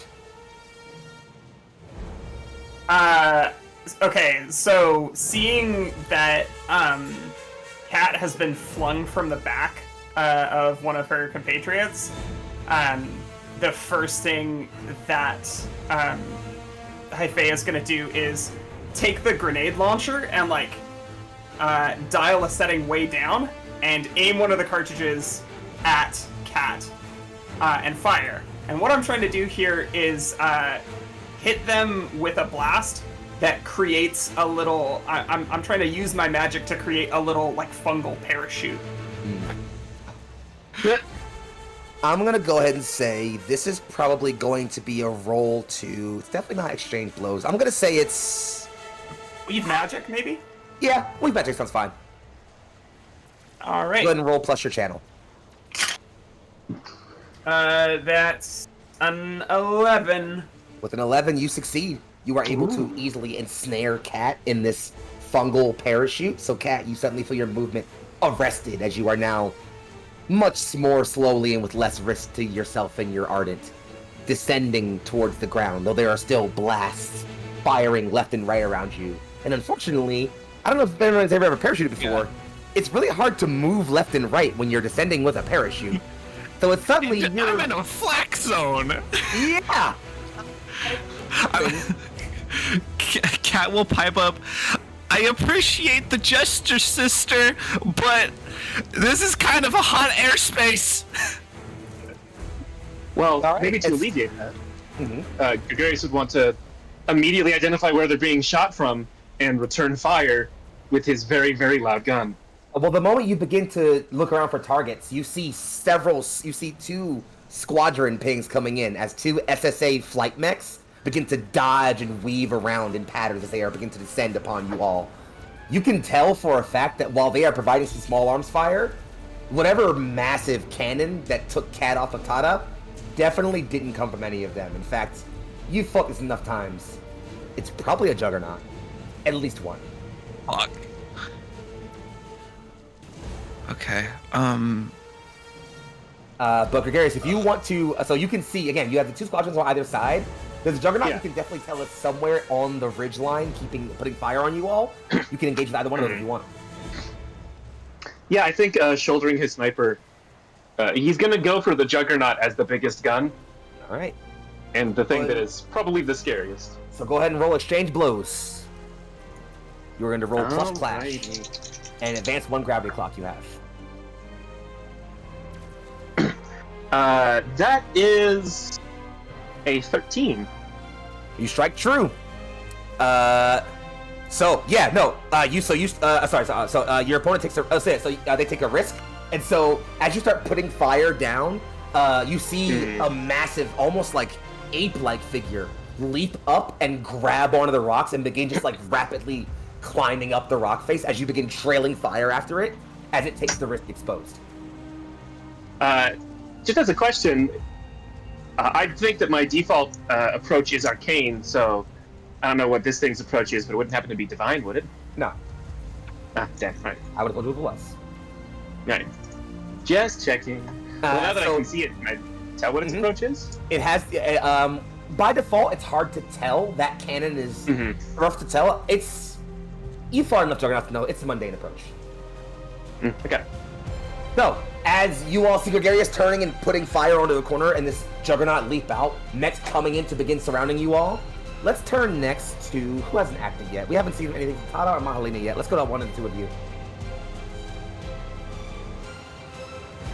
Tada or Mahalina, whoever feels appropriate. Alright. I'm gonna go ahead and where am I at? Do you know where I am? Like in position to like the other the one You that are caused still- damage? With your squadron, there are two squadrons that are closing in from either side. You could go to engage either one of them, or you could maybe stay and wait for them to kind of close in on the squad if you wanted to. There's also the Juggernaut, which is kind of climbing up the rock face. Which one has more people in it? The squadrons have about 5 mechs each. I'm gonna go straight for those people. All right, we're going for. So as you pick the squadron off on the left, you jet off to go attack them, and Yep. tell me what happens. How's it look? So I, without a word, without any sort of information shared in the comms, Mahalina just flies over to the biggest group, almost as if she has a plan of sorts. But you all know that she doesn't. So I'm going to go ahead and, I guess no. Would it be weather the storm or exchange blows? Exchange blows. Yeah, let's do exchange blows. Now, please know, as Mahalina is currently taking off to engage the squad by herself, you are fighting a squadron, meaning you will roll a disadvantage. Yeah. So you're going to roll 3 dice with the 2 lowest, and you're going to roll plus clash. Awesome. Three dice plus the lowest. Well, alright. Alright. Okay, so I rolled a 3. My clash is... Where is it? In one of your stats. Yes. I'm clicking at the wrong thing. My clash is 2, so I got a 5. 5 is a failure. Go ahead and mark 1 spotlight. You take off and begin to just start engaging with these things. So with a 7 and 9, you start engaging with these things. You get a hand on one and just blast it with your fist, blowing its whole head and torso off. It goes spiraling down. But as you're doing that, its hand comes up and grabs you, holding you in place while some other shots come in and blast like small chunks off of it. You are going to take the risk entangled. So you are currently wrapped up with this other mech that's literally falling to the ground. And you'll shake that off next round as you like push it off and move to the side. But until you go again, you are entangled. You can still act perfectly fine, but just you have that risk. So note that risk. Okay. It is Nada, noted. what's happening? Hi, let me tell you where my brain's at. I want to weave magic is what I want to do.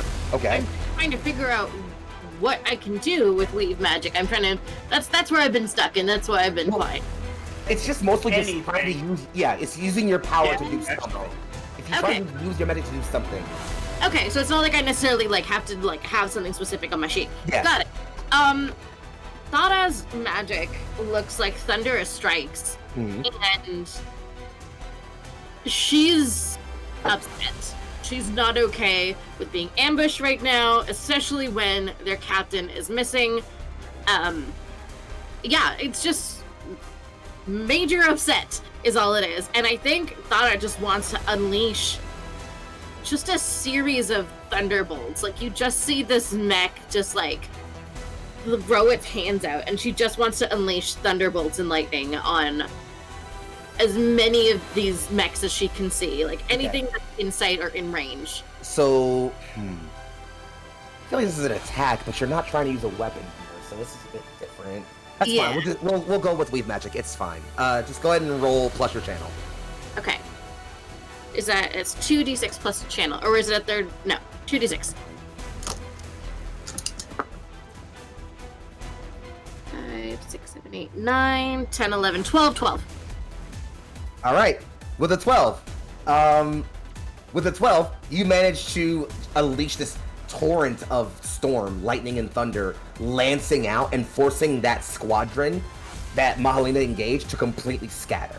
One of them definitely gets pinged off and like falls and like gets struck by lightning and like careens out of control and smashes into a rock face, explodes. The other 3 or 4 just all scatter. That squadron no longer acts as a squadron for the rest of the fight here. Mahalina, be careful. And it's just, it's a word of like, I trust what you're doing, but also be careful. Like, go do the thing, but be smart about it. Because Thada's entire focus is to keep moving at the captain. There is no response, and that's kind of new for you, Taro, because usually, even though Mahalina is reckless, you can always rely on her to laugh it off whenever you tell her to be careful. This time, your warning is received in silence. Yeesh. Okay, cool. It would kind of be jumping order, but I feel like this is a good opportunity for Hyphea to interfere on Mahalina's behalf. We I'm all cool with with it. that? Squad? Wait, say that one more time, sorry. I just think narratively this is a good time for Hyphea to like dive in and their mechs to be in close proximity fighting. Yeah, go for it. I think I want to see that. Yeah, so you said that there's a group around Mahalina, They have and not been made to scatter though. oh well, So they're still around, but they're no longer acting as one group, so you won't roll disadvantage when fighting them. well, that's cool. You can still protect Mahalina. Yeah. I'll still use area because I can hit a bunch of them at once. Mhm. So yeah,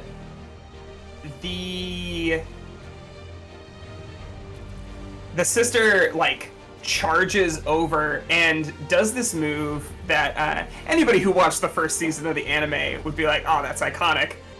Where those whips on the end of the right hand just like start twisting around, and there's this like loud metal snapping as ribbons of metal are like cracking back and forth in front of the merciful sister. And we get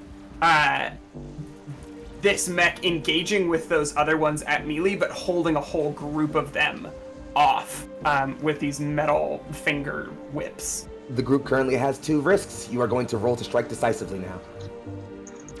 Oh, am I? Yeah, you are. A worm? Oh,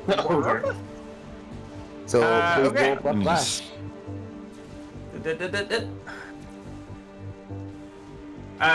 That's 13. Yeah, you lash out this torrent of iron hail nails just and whips just clashing and whipping and creating this almost dome of visceral metal shredding violence all around you. As it all settles, these mechs stutter and spasm, and then just explosions start rocking limbs and chest cavities, and they all just begin plummeting. Mahalina, you watch as, well, Hythea, this mech you've been operating with for a while, comes in and just literally, where you were once completely surrounded, has now dispatched all the enemies surrounding you. Mahalina quietly says, "Thank you," and then flies off to head over to another big fight. As you turn to fly off, something massive, incredibly fast, and pitch black shoots by your vision and smashes right into Hythea, taking the both of them off in another direction. Oh shit. I'm gonna go. Sorry, if I can respond to that, I'm just gonna go following, like immediately. Yeah, you boost off following it, and we're gonna zoom right back in on that moment in a bit. But as we see this figure knock the merciful sister off and send them careening off with the Phoenix flying off afterwards, we got 3 others. Where are we at?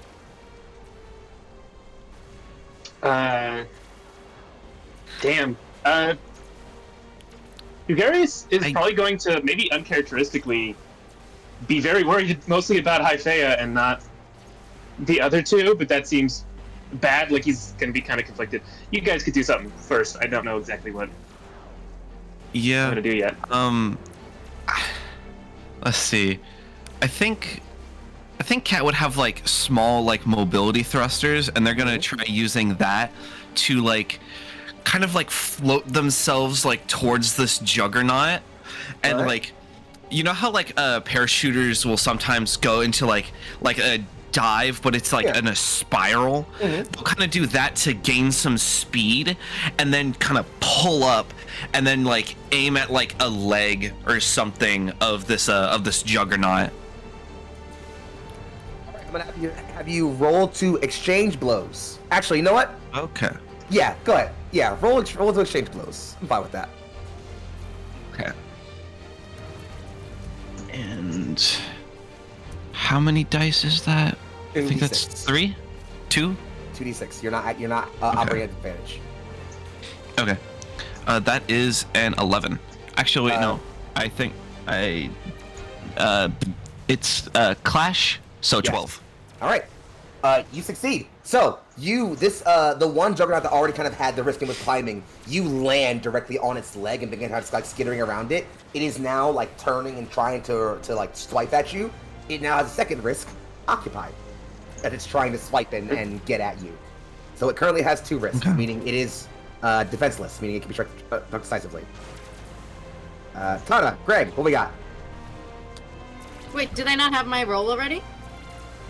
No, What? We're This is next the second round. Oh, we're next round. Mm-hmm. My bad.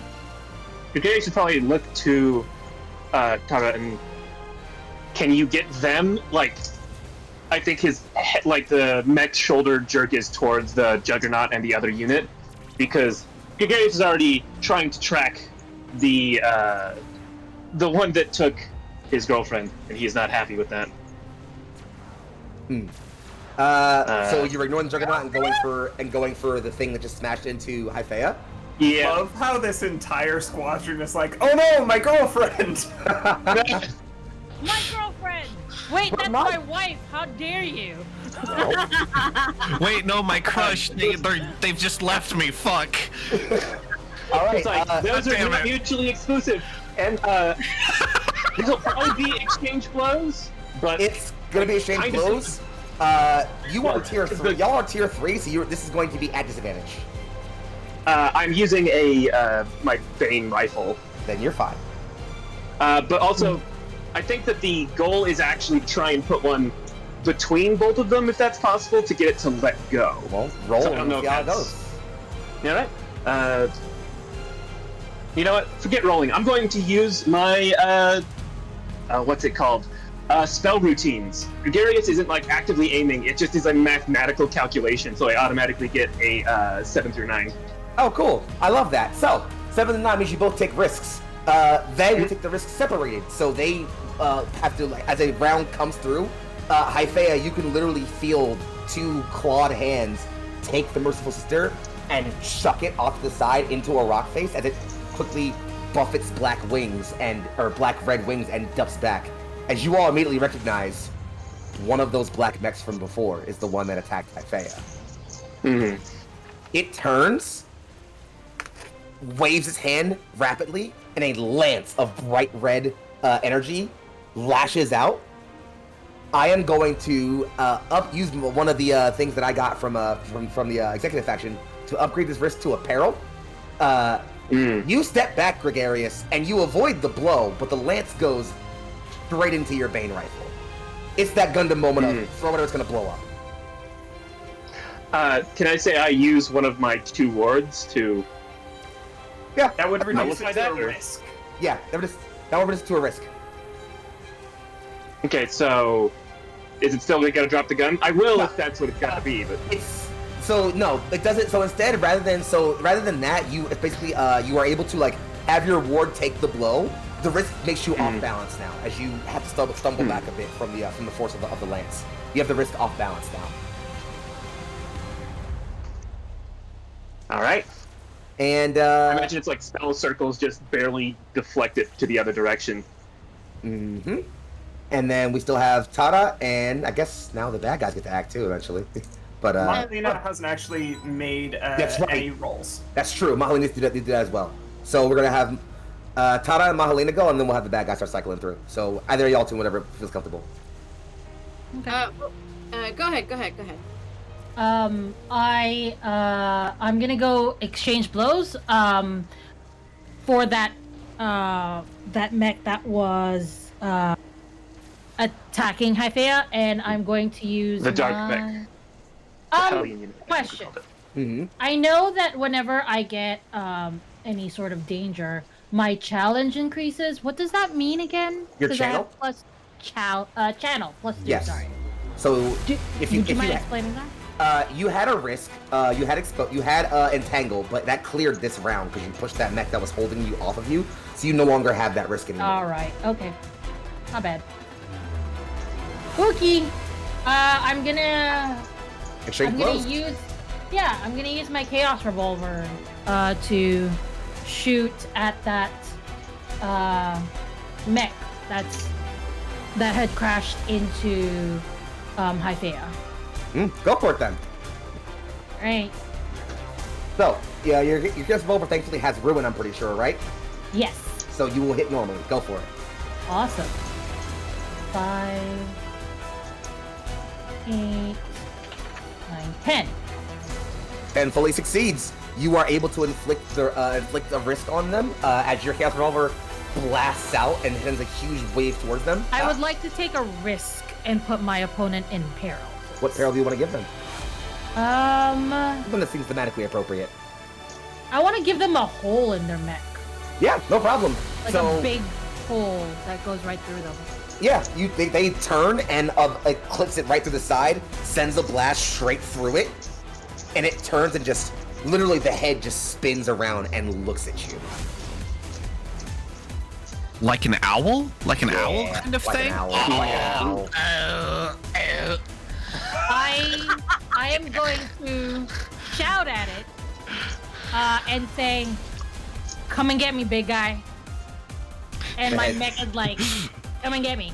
The head that is still turned around just tilts. Tada. Okay, what was it that Gregarious had asked of me? Just to not worry about the Hellion mech, and instead the unit and/or juggernauts, because How are the unit and/or Juggernauts doing?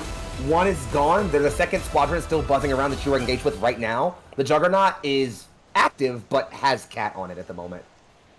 Yeah, so it won't be You could much, kill the for Juggernaut. much longer. Oh, I you have can kill the Juggernaut ideas. now, but Does That- Cat, you does could- Cat want to ride, or am I good to do a little fighty for now? For now, a little fighty. All right, sounds good. Let's use, I don't know. Let's just fight things. So you're going to. So which weapon are you going for here in this case? Let's do. Any recommendations, GM? I'm pretty sure your weapon options include your missile array and your sword and shield you have. So just which of those are you going to try to fight with right now? Let's go for the magic missile array. All right, go ahead and roll to exchange blows. So roll plus your clash. This is still a squadron though, so you are going to roll at disadvantage. So you're going to take 3 dice, 3d6, take the 2 lowest. Okay. is this the magic missile array? Because then you can kind of just choose to have a 7 through 9. It's It a has magic guided. array. Yeah. It's sniper guided and mounted. Yeah, so you could easily just take and have it. You could easily just choose 6, 7, and 9 rather than roll it if you want to. Just if you have disadvantage, that's a decision you might want to consider. I will take 7 to 9. All right. So that means you both get taken in a risk. Okay. So they will take the risk scattered as the squadron has to scatter and reposition to start getting away from your missiles. And I will say you take the risk out of ammo as your missiles click empty for a bit. You need to reload them. Okay. So hold on to that information as again they're still scattering and coming around you. You can see that they're trying to come in and offer support and circle around that Hellion Division mech, but you are keeping them too occupied. They have to get through you first, clearly. And likely also Mahalena. As that's happening, we cut back over to them now. And so the squadron will now all converge on you, Tada. As they've seen you engage with these missiles, they now will all converge on you. So all 3 or 4 of them will come down on you. The exchange blows, they will roll with advantage. Come at me. That is a 8. So with a 7 to 9, you also will once again both take risks. I am going to use a second of my 3 tokens to upgrade that to a peril. So Tada, Does my active ward do anything? you absolutely can blow your ward. And so you are coming in and you're dodging blows and blasts and swiping at people. Eventually you see someone has a shot lined up on you. You don't have time to move, so you just bring that shield up as hard as you can. The blow destroys the shield. So you have to throw the shield off of your arm now, but otherwise you're perfectly fine. Okay. So they're still circling around you and then closing in to engage with you. The Juggernaut is going to try and swing for Cat, who is currently on them. They are also a tier smaller, and so advantage here. Oh wait, no, yeah, because I'm tier 3, but since I have scout stuff, I can. If I was scout, I'm classified at tier 3. Oh, you're right. Never mind. In which case, Yeah, and then yeah. I'm able to attack things a tier higher than me without disadvantage. So that's gonna be I rolled 3 5s, so it doesn't matter what disadvantage not. So Oof. that's a hit. And so, Cat, they are going to just kind of bat at you. They don't knock you off, but they do hit the top of your aster and send all your communications as well as your personal G-forces roiling as you have the risk disoriented as you're just. Okay. Your sensors are scrambling, your cockpit's rumbling. You know you're still holding on to this thing, but you would have no idea what's happening in the world around you outside of that. Lastly, Okay. our Hellion will go real quick, as they will see that they are clearly facing off against 2 or 3 opponents. They turn back on the one they've thrown into the wall, and flap of the wings, instant blitz towards Hythea. as they come forward to exchange blows. Actually, how many verses do you have right now, Isaiah? Ah, cool. Well then, yeah, they're gonna go ahead. I have a peril right now, actually. Oh, even better. Cool. I'm shaken. Nice. So then they are going to go and I'm actually. Oh, wait, yeah. So they're going to use their ability, which allows them to inflict the peril stasis. So as they're coming at you, Hyphea, you're trying to move, and you hear this scream come over your comms. Distorted scrap code and magical energies blaring through your ears and your brain and your comm systems, and nothing responds. It's not for long, only for a brief moment, a stutter step, but you can't move. As that happens, all of the like mold that it kind of sweeps up to like Hyphea's hands and chest, all of it kind of goes spiky as that noise comes over comms. And it comes forward, its hand is up and crackling with red energy, and it's going to just try and drive its hand down into you. I am going to roll to exchange blows. Reminder, if Hyphea needs it, we have a +2 to the roll that was chat redeemed. Mm-hmm. That's true. Use it. Thank you, Sir Heck, for the round of +2s. They passed, by the way. You gonna use that, Hyphea? Or are you gonna try to... No. Nope. So, they... You step to the your side. turn. I'm gonna blow my second token to have them sorry, actually no, I'm gonna blow one more token. Yeah, I'm gonna blow my last You have token. one last token. I'm gonna blow my last token to make this one a peril as well. As they drab through, you manage to again get control back the last second and move away.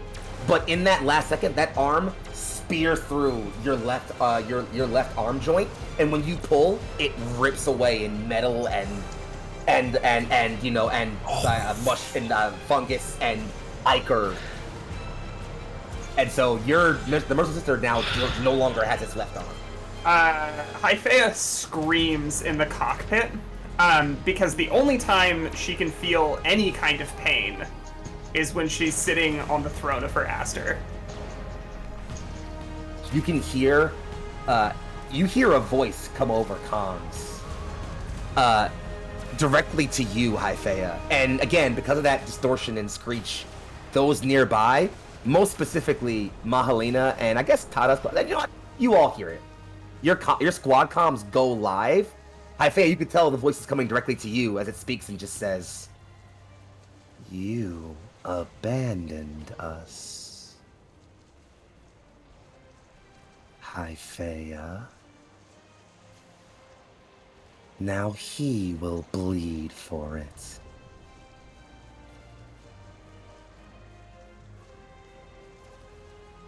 I am gonna pick up that arm and I'm gonna throw it like a fucking javelin.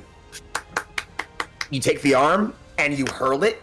They weren't expecting that. It smashes right into the faceplate, cracking it. And it just, again, that like, almost like a high-pitched serpent's hiss. This time, not through the comms, but through the air as if through a speaker. Flares out, and with a wing bleat, it just backs away off of you. And as it takes off, heading back, as it takes off and dashes, you all can see it dashing away. Cat, as you're unscattering your sensors, the map comes back up. It's heading right for that grayed out village. And also now that you're finally close enough to notice it, the captain's transponder is also right there. And not moving. Can I do a thing? What's the thing you want to do? We're cycling around. The round's over, so it's on y'all. Yeah. Cat, like, in an attempt to, like, ground themselves, will kind of do that mole cricket thing they did in season 1, where they drill into... They will, like, kind of come forward and just drill down into this juggernaut and try to find the pilot's quarters and an attempt to take over this juggernaut, and most importantly, like, they're mainly just going for the cannon. I need you to roll to strike decisively against the Juggernaut. Alrighty. What is that? Plus clash. Points to, once again, D plus clash. Okay. D6 plus clash. Or talk. 2d6. Talk, but in this case, it's probably clash. I don't think you're gonna convince them. I don't think you're gonna Yeah, talk. that's the mystery. You can't talk. Hey, buddy, can you fire at your friend, please? Let's see. So, let's see. What would I can't think of something funny and quirky that Cat's revolver would be named, but like it would just be like the bureaucrat. Like it. Yeah. I like it. I approve. Also, I got a 14. Oh, cool. God damn. So, Yeah. Go ahead. Do you think? Cat, there will be a kind of a hole punched through with the hand of the Ardent, and like half a second later, Cat will pop up and just take aim with this like arcane revolver that has two kind of misaligned drums, and as they pull the trigger, they align, and this line of like almost red light just shoots out and just nails the pilot. And they will just Surprise. take him and just yote him, and they will sit in the seat and say, "Well, I didn't lose my Aster pilots for nothing." As they will go and like aim at this Hellion Division Aster. You are beginning to calibrate the main cannon of this Juggernaut and aim it. You all see Juggernaut stop climbing, turn. You see its feet like clamp, and like two kind of like pistons pop out of the end of the toes and clamp into the ground. The hands, large like an ape's, come down on the ground and kind of beat at the ground a little bit, and that shoulder cannon just and starts whirring up with bright blue energy. Passing it on. Who else is left? I mean, obviously all of you, but you know, do the things. As the scream from Hyphea is heard, Mahalina is gonna go. So I gave myself one risk, right? Like one danger. Yep. Can I do something with that with my channel? You can do weave magic. Is the best the rule you use for channel by default, which is to do something taxing with your power, basically. I'm going to take off. I'm going to attach more. I'm going to grab some more more of the wires and attach it to my tattoos. And I'm going to weave magic, basically. And I am gonna go. Is that mech still there? Is that Hellion still there? It is moving. It is leaving the battle zone. I'm going to go as fast as I can using the magic I have so that I could grab at it and try to like punch it with my fist. Go ahead and roll weave magic. So go ahead and roll plus channel. All right, that's +2 because I have a risk. So that's another 5. My channel is 2, so it's 12. With a 12, you all watch as the Phoenix ripples in purple and blue and red magical energy, literally waves of force pouring off of it, and then it shoots off like a comet, following behind things. They are both moving at speeds Aster should not be able to normally move at. In fact, the only thing you think that could probably keep up with the two of them right now would be Tara with that enhanced flight pack. And you're currently a bit engaged with the other pilots. So your options appear to be, as you're all thinking, if anything, Tara, if you want to follow them, you gotta get someone to clear these flyers from around you. Otherwise, well, there's still just the flyer left. There's just the squadron left to deal with. Y'all beat the ambush pretty much. It's just that mech to get after and these flyers.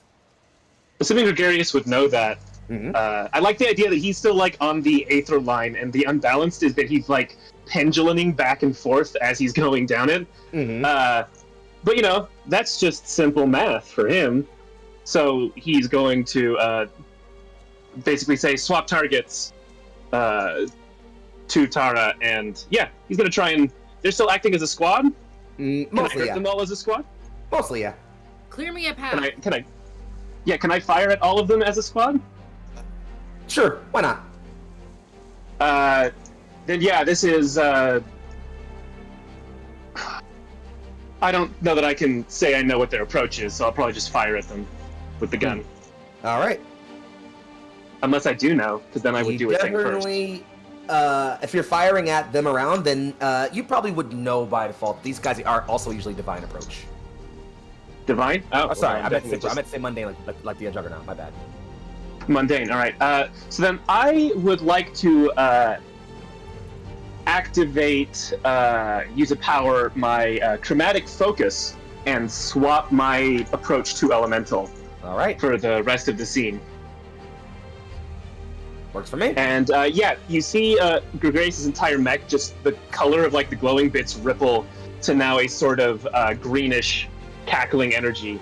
And yeah, I'm a fire at these guys. All right, go ahead and roll to exchange blows. They have. And I assume I have disadvantage. Yes. All right. I'm gonna roll normal. Let's see how this goes. Well, that's a 6, a 6, and a 4, so that's 10 plus 2 is 12. Yep. So, with a 12, you are able to put a round straight through. One of them literally is coming for Tara as your round goes through and pierces the side and goes through the cockpit. That explodes. Tara, as that smoke clears, you can see that there is a clear path, and you can see the brilliant comets of Mahalina and this Hellion mech following each other up. Following behind? I'm absolutely taking that opportunity. I didn't want to like interrupt, but Thana has been on comms this whole time and has just been screaming. She's been screaming orders and commands and screaming for Hyphaea to respond because she's terrified and worried for Hyphaea and is just like, Hyphaea, say something! And she's been yelling at Mahalina to go after that mech, and she's been telling Gregarious to clear her a path, and she's been yelling at Cat and been making sure the Cat's okay, and like so on and so forth. Like she's just been like barking orders, like what? It's literally like, Cat, you ready for a lift? No, okay, keep going. That's it. Like she's just one after the other, like cycling through, trying to keep tabs on where everyone's at, because she's. We're clear. Again, her heart's not in this. Her heart is elsewhere, and she's pissed about it, but she wants to make sure that all of her people get through this.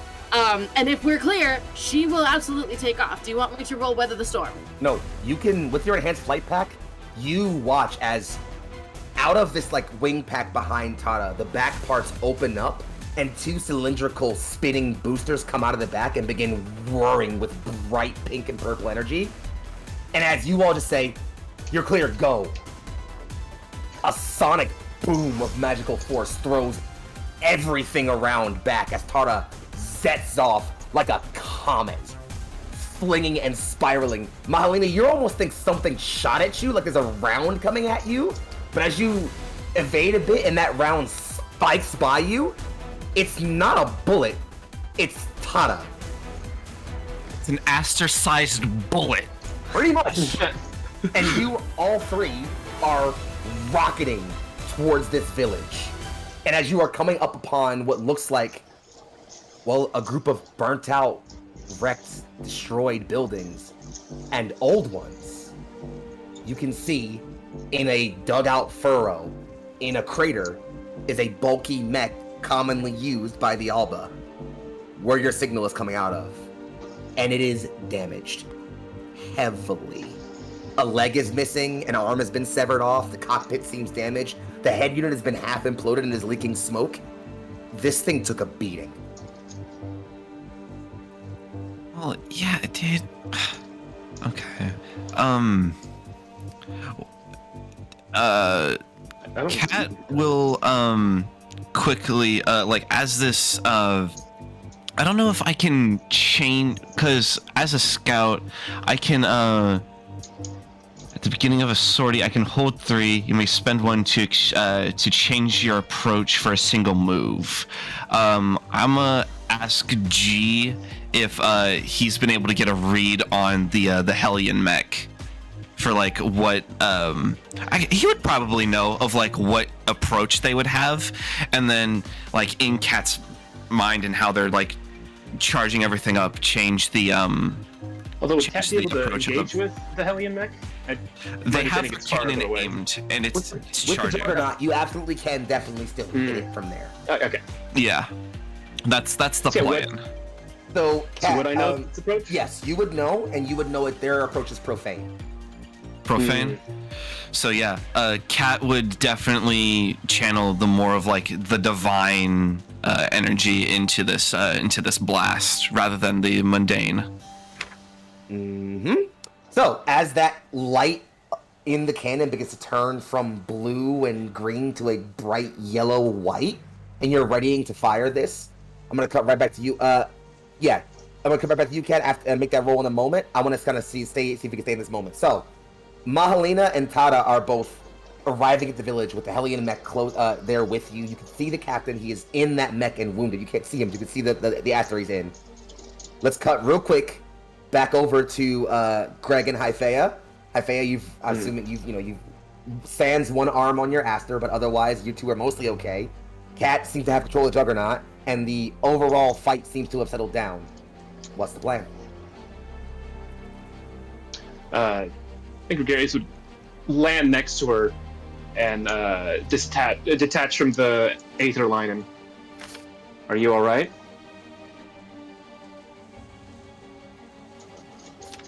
You hear kind of like a cut-off whimper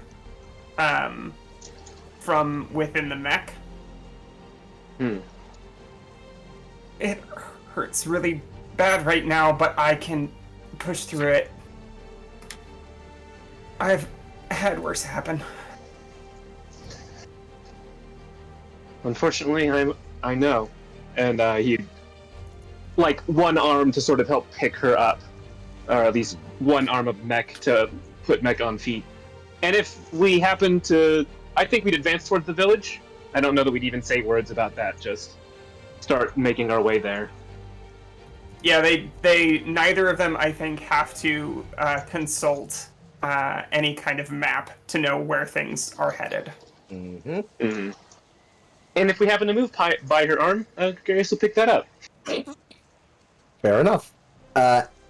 Okay. You two are heading over to the village or to Cat? The village. To the village by way of Cat, ideally. I mean, hopefully be like, Cat, when you can, join us. So, as this is happening, we zoom back in on that exact village. As we see, Tada, you land first. You managed to literally, at the last second, skate past the Hellion and land with your Aster in front of the downed captain's Aster.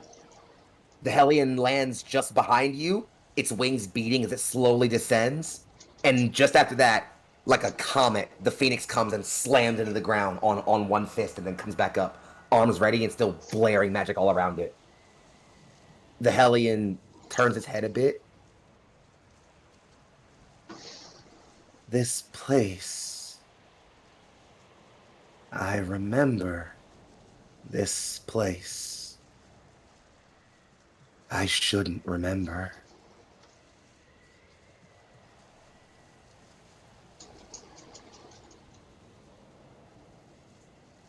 Thara takes this opportunity to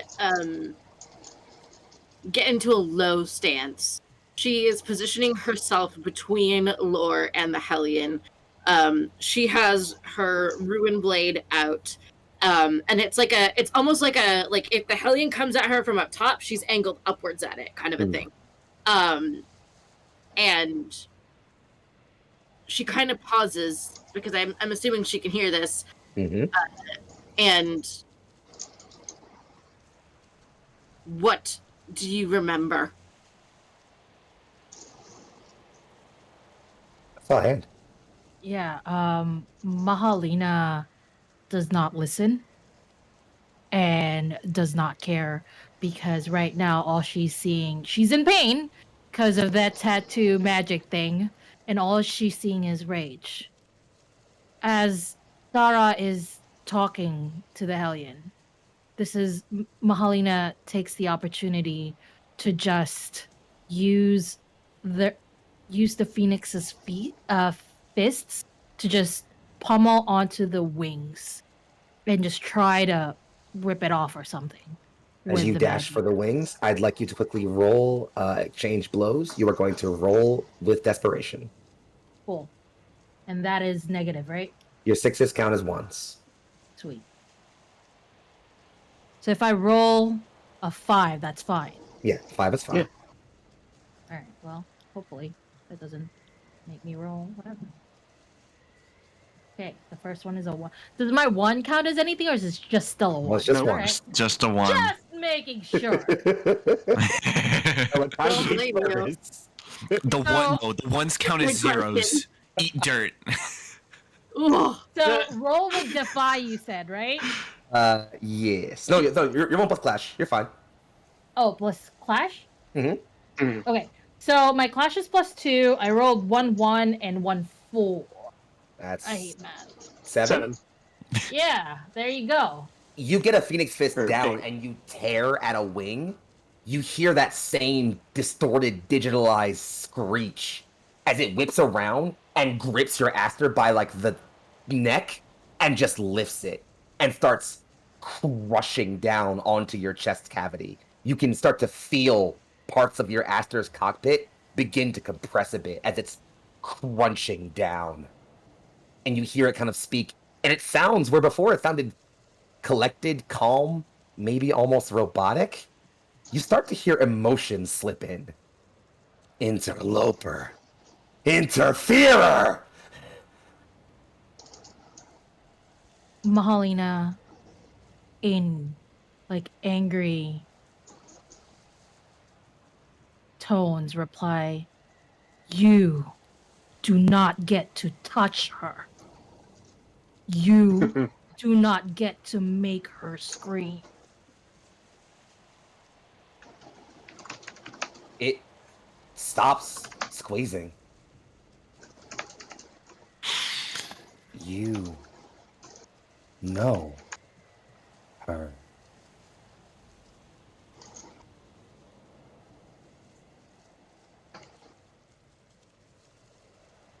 Mahalina is silent and tries to weave some more magic. You Do begin I to get weave a magic. risk? I'm gonna say before that risk happens, as you're preparing to weave your magic, you gathering up magic, it's bringing up a claw. It's gonna just pierce your cockpit through with its nails. A blast of brilliant white-yellow energy flares off in the distance, and it has to bring its only good wing around to block as the Juggernaut cannon slams into it, and it has to skid backwards several feet, digging up deep rents in the dirt.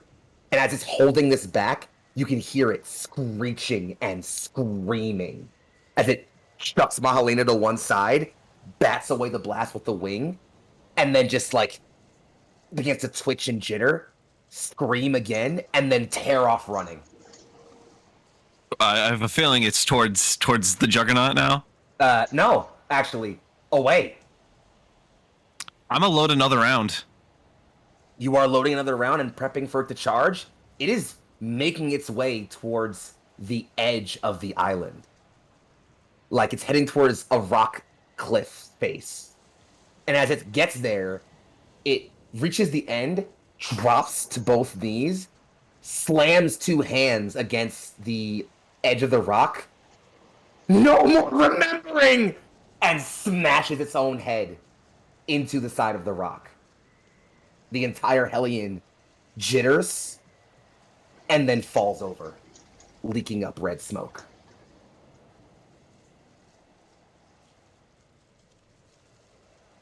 I will put away the cannon. Like that. Are there other? I think there's more asters that are still flying around, but no. At this point, the ambush has been defeated. Any remaining SSA asters are scattering. In fact, as you're in an SSA mech, you can hear on their comms they're being given the order to fall back. Yeah. Cat will if they are able to like triangulate like their relay point, she'll kind of like they'll kind of like lob off a shot just like with that half kind of loaded Because they can. round. Yeah, because they can. It's a little hard to hit flying afters with the Juggernaut when they're not unexpecting you because, well, it's a siege cannon. It's meant to hit stationary targets. So you send off a shot, some afters scatter, maybe you get some frantic comms, but otherwise, nothing too major. Hey, watch your fire! Just give him a few shots on the way out to keep him honest. Mm-hmm. Yeah, keep them honest. Thada just kind of takes this whole moment in. Everyone on comms can hear her. She just says, "My God, what did they do to them?" Seems Someone like an appropriate time for the two of us to come into the scene. Finish what you were gonna say. Exactly. Well, perfect timing for you to show up, actually, because Thara's once again barking orders. She's like, "I've got the captain. Someone come get Mahalina, please." Yeah, Mahalina has taken this time to slowly, well, the Phoenix, it's taking this time to slowly crumple to the ground. And I'm going to take the executive decision for my character to be faint inside. She's unconscious inside there because she used a lot of magic. There it is then. Otherwise, so go ahead. I was going to say that would be an excellent moment for Gregarious and Hyphaea to enter, and I think Hyphaea being more stable between of the two, Gregarious would just like sort of look to her, and with some kind of like affirmation that it's all right, would then go instead to make sure Mahalina is okay. Oh no, give me that moment. Yeah, okay. Hey, Or nod and like just we look can to you. go we can go together. Yeah. Well, I think that would be the moment. Is he would nod to you and look to you, and you'd be able to indicate that you would rather do that. I think she kind of gestures at the cockpit with the one hand. Open her up. She's not going to be able to pilot it, looks like. Yeah. Just a delicate sort of cracking open of a can, basically. The same thing is happening over by Lore as well, where Thara is very carefully trying to extract the captain from this very badly damaged mech. She doesn't think it's going to fly again, so that she can bring him back. All right. I guess these are both great scenes. I just want everyone to see that inside the cockpit, Mahalina has no tattoos left. It's none. Hyphaea's the cockpit of the Merciful Sister opens, and it opens out in kind of like a spiral, as Hyphaea like steps out. That like ropey mold kind of forming a sort of like bridge between the two cockpits that she's able to walk out on. And what she does is she scoops, like unplugging Mahalina from all of the various apparatus.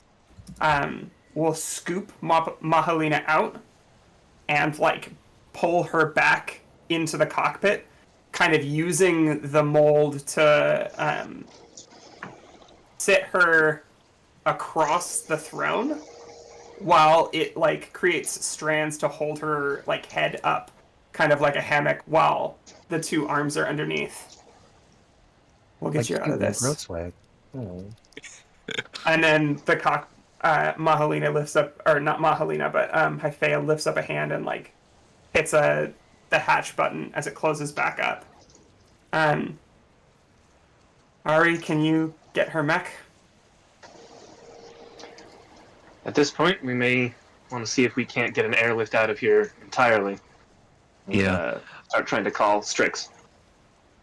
It would probably be a few like a bit later as Kat in this juggernaut kind of rolls up to the scene, and they kind of just like very gently pick up both the captain's aster and Mahalina's aster and kind of just like stow them away, probably on like a shoulder pad or something like that, as just like a way to like carry them. Before you grab the captain, as Tada has been working open, like prying open the slash in the cockpit to see how the captain is, you finally get it open just as Cat is approaching to grab the Aster. Tada, you look down. The captain is wounded.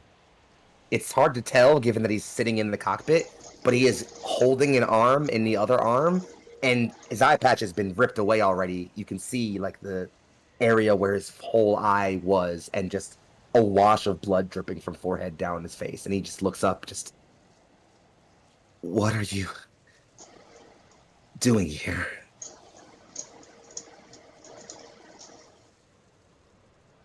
What are you doing here?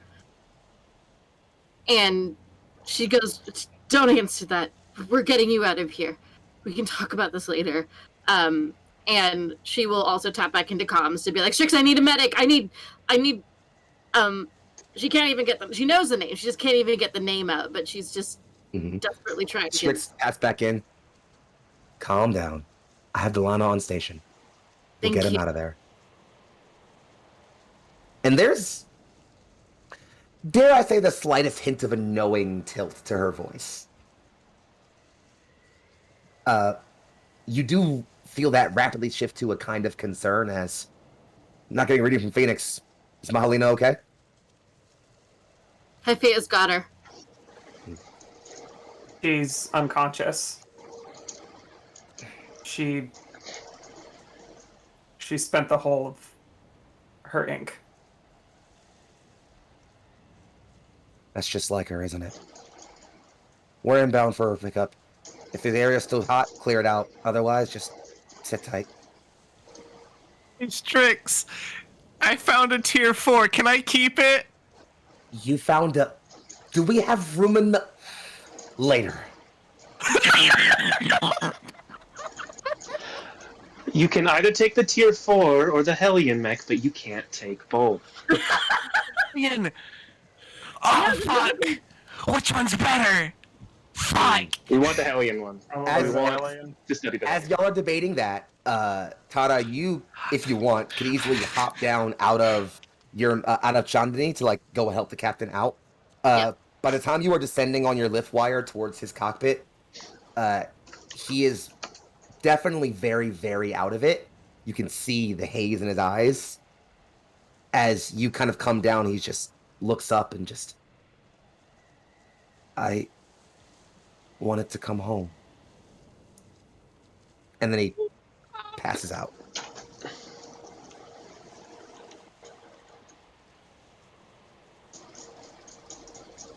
And you can see, actually, no, sorry, Tara, he passes out. What do you do? I mean, not much to be done here for someone who is passing out. She's going to do her best to first aid. It's not like she can like force him awake, you know. There's definitely an edge of panic to her actions, but she's doing her best to like keep it tamped down. You gather up the captain. You are able to, rip off a side of his one good sleeve and start to wrap that around his arm that seems wounded. You cover up and dab at the blood over his head, and as you do so, you see the hand that was holding the arm drop. A locket, a necklace with a locket on the end of it, slips from the hand, hits his thigh, and pops open. There's a picture in it. There's 2 dark elves. One, maybe about his age, a little bit older. She's tall and kind and has a warm smile, and is holding a tiny little dark elf child in her hands. The picture is clearly old. The ends of it also a bit singed. She'll be sure to hold on to the locket as well. She's just crying, honestly, and she's just looking around at the entire scene with tears dripping down her face, and she's just like, it took so much from all of us. And she's looking at the Hellion mech as she says that. We look over and see the billowing pile of red smoke leaving the destroyed head of the Hellion. As it slowly ascends, the camera pans up, and much as before with the end of the conflict scene, we pan up, not to the low, quiet, starlit night of an evening, but instead to the hazy red, yellow, and oranges of a twilight as the scene closes. I want to thank you all for taking the time to sit here in this scene with us. Before we do any outros or anything like that, I'd like to have a moment to acknowledge our donos for the evening. Actually, you know what? Let's do those for after outros, because I think that's more important anyway. So, folks, thank you for coming out to episode 2 of Under Twilight Skies, our Armor Aster campaign. This is a 4-episode mini-series, each giving to a charity. This episode and our next episode in not 1 but 2 weeks will be partnered with Soft Giving, designed to help support reproductive rights. So if you missed a dono this time for this charity, know that we're doing the exact same charity next time around for our next stream. We'll then have one more episode with one separate charity stream to wrap up the campaign. I have been Young Foxy. I host and do stuff here on the internet. I'll talk more about me later, probably. I don't know. Much more importantly, though, let's talk about these wonderful fucking players here. First off, before we get outros, applause for yourselves. Can we just get a little of that going on real quick? Anybody, please? Jesus, y'all, man, insane. That said, kicking it off across the title screen over to your right there with the incomparable Leona Maple. Go ahead and say goodbye to us, love. Hi everyone, my name is Leona. You can find me on Twitter at @LeonaMaple. That is the best place to find me, keep up with what on earth I am doing, and when you will see me next on a stream. I hate that I have to wait 2 weeks to have emotions. Like, that's all. No but emotions it's okay. allowed. No emotions allowed. God damn it. No, It's a text RP channel. I mean, yes, obviously. That's all I've got. You were wonderful today, by the way. I appreciated the way you brought things to this. I've been doing this thing where I had to give my stars and stuff, like with the outro. So I appreciated the way you brought like Tada's fire and passion to life in this episode, and the way it showed in her interactions and her willingness to like take charge. And it's like, no, we gotta do the thing because you cared, and it was really cute. Actually, I appreciated that. Sliding directly beneath you and keeping ours move around, Tate. Hello, Twitch. My name is Tate Washburn. You can find me at kinda_writing on Twitter, where I talk about tabletop and politics and generally just stuff. I don't know. It's a lot of different stuff. What you should really do is follow this channel's Twitter at Lights Roleplay, because that's where we announce all the cool games we're gonna do, and two much funnier people than me help run it on our from our Discord. Which also, yeah, we have a Discord, which you should join, because that's where we like mean it up and have good voice chat stuff, and also sometimes find players for stuff. I'm just saying. But other than that, you will find me at I guess the next game would be not this Monday, but next Monday is the Kindred of Fog City. That's the one where I play Dustin, the vampire / detective / blood sorcerer. And then this game again in the 2 weeks, like we mentioned. I think my favorite part of Gary today was the way you can see his interactions with the rest of the party, and their like that those connections and relations there, and the way that is certainly much more complicated than just like, hey, I fight with these people. There's some complication there that I appreciate and want to see. It makes me wish we had more campaigns so I could see the full depths of what that looks like. Not stopping for anybody, but keeping it moving. Anywho, right next to Tate would be. Wait, hold up. I'm not looking at overlay again. Tate, Leona, Tate. Glyza, right? Is it? Yes, it is. Yep. It is indeed. I double What is checked. this? 6 for 6 now? Yeah, no, right? No, I think this is 7 for 7. I can't count. Numbers. Anyway, Glyza. Hey, I'm Glyza, they, them. Today I played Mahalina Agbayani, who let their emotions control them today.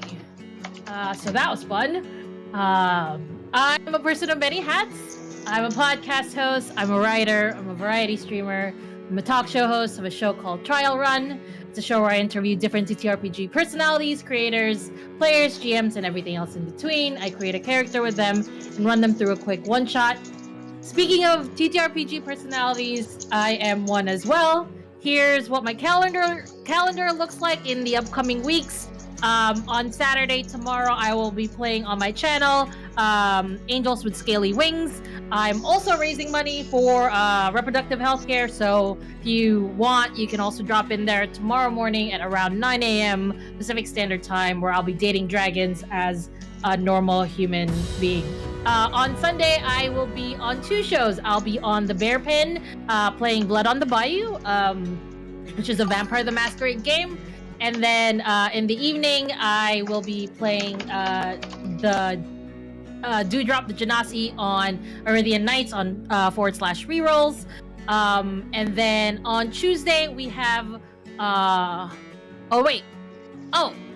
Monday, we have Kindred of the Fog, which is another Vampire the Masquerade game, which I'm in as well. Yay! I will be playing Aurora there. I'm sure she's fine. On Tuesday, She's fine. I'm sure she's okay. You'll love her. Everything's fine. It's all great. She's not. Mm-hmm. Hi.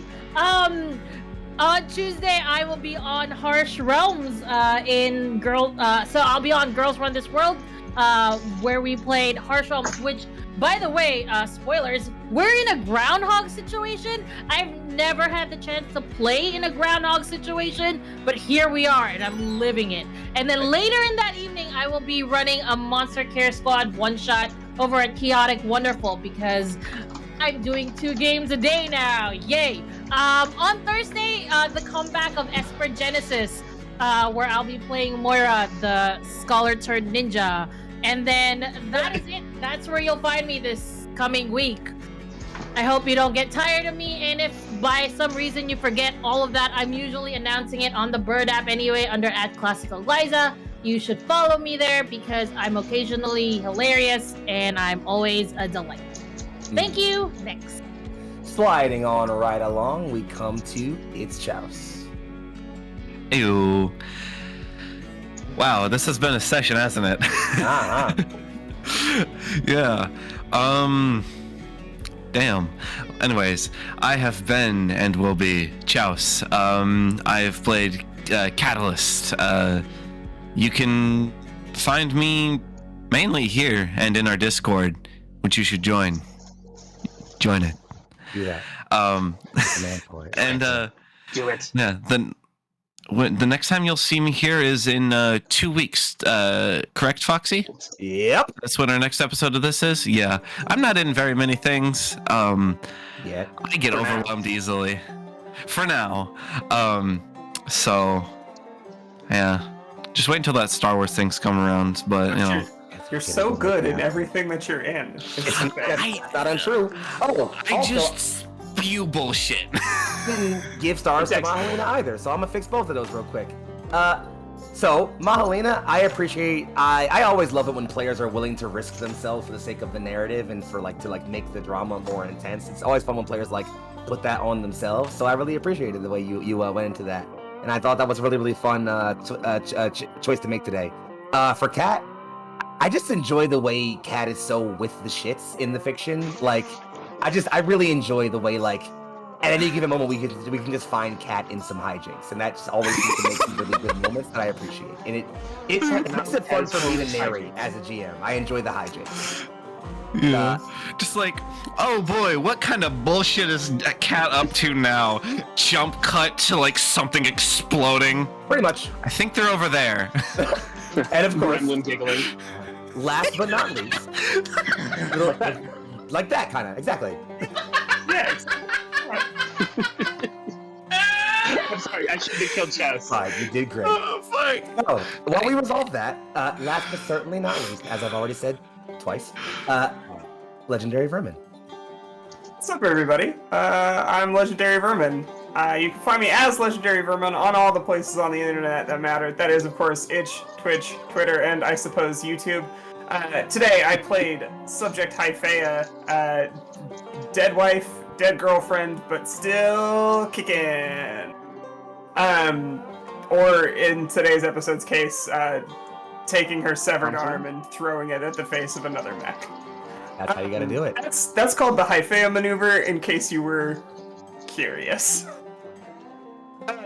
If you want to find out what I'm doing in terms of role-playing coming up, you can go to legendaryvermin.com/live. I have a few things to plug there. Next Wednesday on the 20th, we get the triumphant return of Frozen Rain, which is our Lancer game right here on Neon Lights. We just got a bunch of really dope art for that. Go check out all of our Twitters. It's so good. We got Grandirex AWD to draw some stuff for us. Get excited, because that stuff's going to show up in the game itself. The Wednesday after that, on the 27th, I've got another episode of With the Will, which is our Animon series. It's really charming and lovely. You can catch me and Glyza there. It's so fun and wholesome. If you ever want to see what else is going on with me, you can check out Twitter, where today we threatened to lock Nate Silver in my basement and feed him nothing but baseballs, satirically. In Minecraft. In Minecraft. Anyway, yeah, come hang out with us over on @LegendaryVermin. That's all I got. And similar to my star from Mahalina, I appreciate the way you knew what was gonna happen with, like, you knew exactly what kind of scene I was building with Hyphea and the Hellion, and were like, hey, if this thing attacked me, I'm just gonna take it. Like, you were fully understanding of like what was about to happen here, and that made my job so much easier and more fun. I got to show off cool things, and it was great. I loved it. It was awesome. That said, folks, I'm Young Foxy, aka Big Foxy, also known as your favorite fox, Philly's finest. I can be found on Twitter sphere at Foxy fucking Eternal, where I do things there. It's just Foxy Eternal, by the way. There's no fucking in there. FOX6II, Eternal, but the way it normally is. I don't go right wingers. I slay fascists, and I have a good time doing it. I also apparently remind weebs that they aren't a minority, because that's a thing I have to do apparently on the internet, but we get to that later. Otherwise, the next place you'll see me at anywhere else in the world is, oh god, what day is it? Sunday. I won't be live, I'll be recording a thing. I'll be around on the internet. If you need to know what I'm doing, find me at Foxy Eternal. It's not super important to worry about where I'm at right now. Much more importantly though, we have some donuts to shout out. So y'all absolutely did the thing I thought y'all were gonna do, is and pump those donos last second. So quick shout outs to Definitely Not Gregarious, Fake Mahalina, Ghostfire, No One of Particular Interest, Prane, Bravo Cast, Dead from Drama, One More for the Road, Foxy's Glorious Ears, and Nightbot. Thank you, Nightbot. We love you very much. Thank you guys for I do not like Nightbot. I will have this written on the record. All right. Well, Fuck you too, Nightbot. everyone besides Chouse likes Nightbot. More importantly than that, though, that is $300 raised for the fight for reproductive rights, which is $300 that you all help put in the pockets of people who need it. That's $300 a fight that you all did. I said this last time, and I'll say it again. Everyone has to fight in every way that we can. And so whether you were donating, whether you were watching, whether you were sharing tweets, whether you were here playing or running tech or helping me sit in voice calls and work on prep for this, you all made this happen. You are all a part of this fight, and we will keep fighting for as long as we have to. I don't have anything else to plug except that thank you so much to Soft Giving for partnering with us to make this happen. Thank you so much to all of you here. Thank you to all of my players, to my stream manager, to the Neon Lights team, and everybody else. We are gonna get the fuck out of here and find somebody to raid. Y'all should have a wonderful fucking night, and we will catch you guys in the future.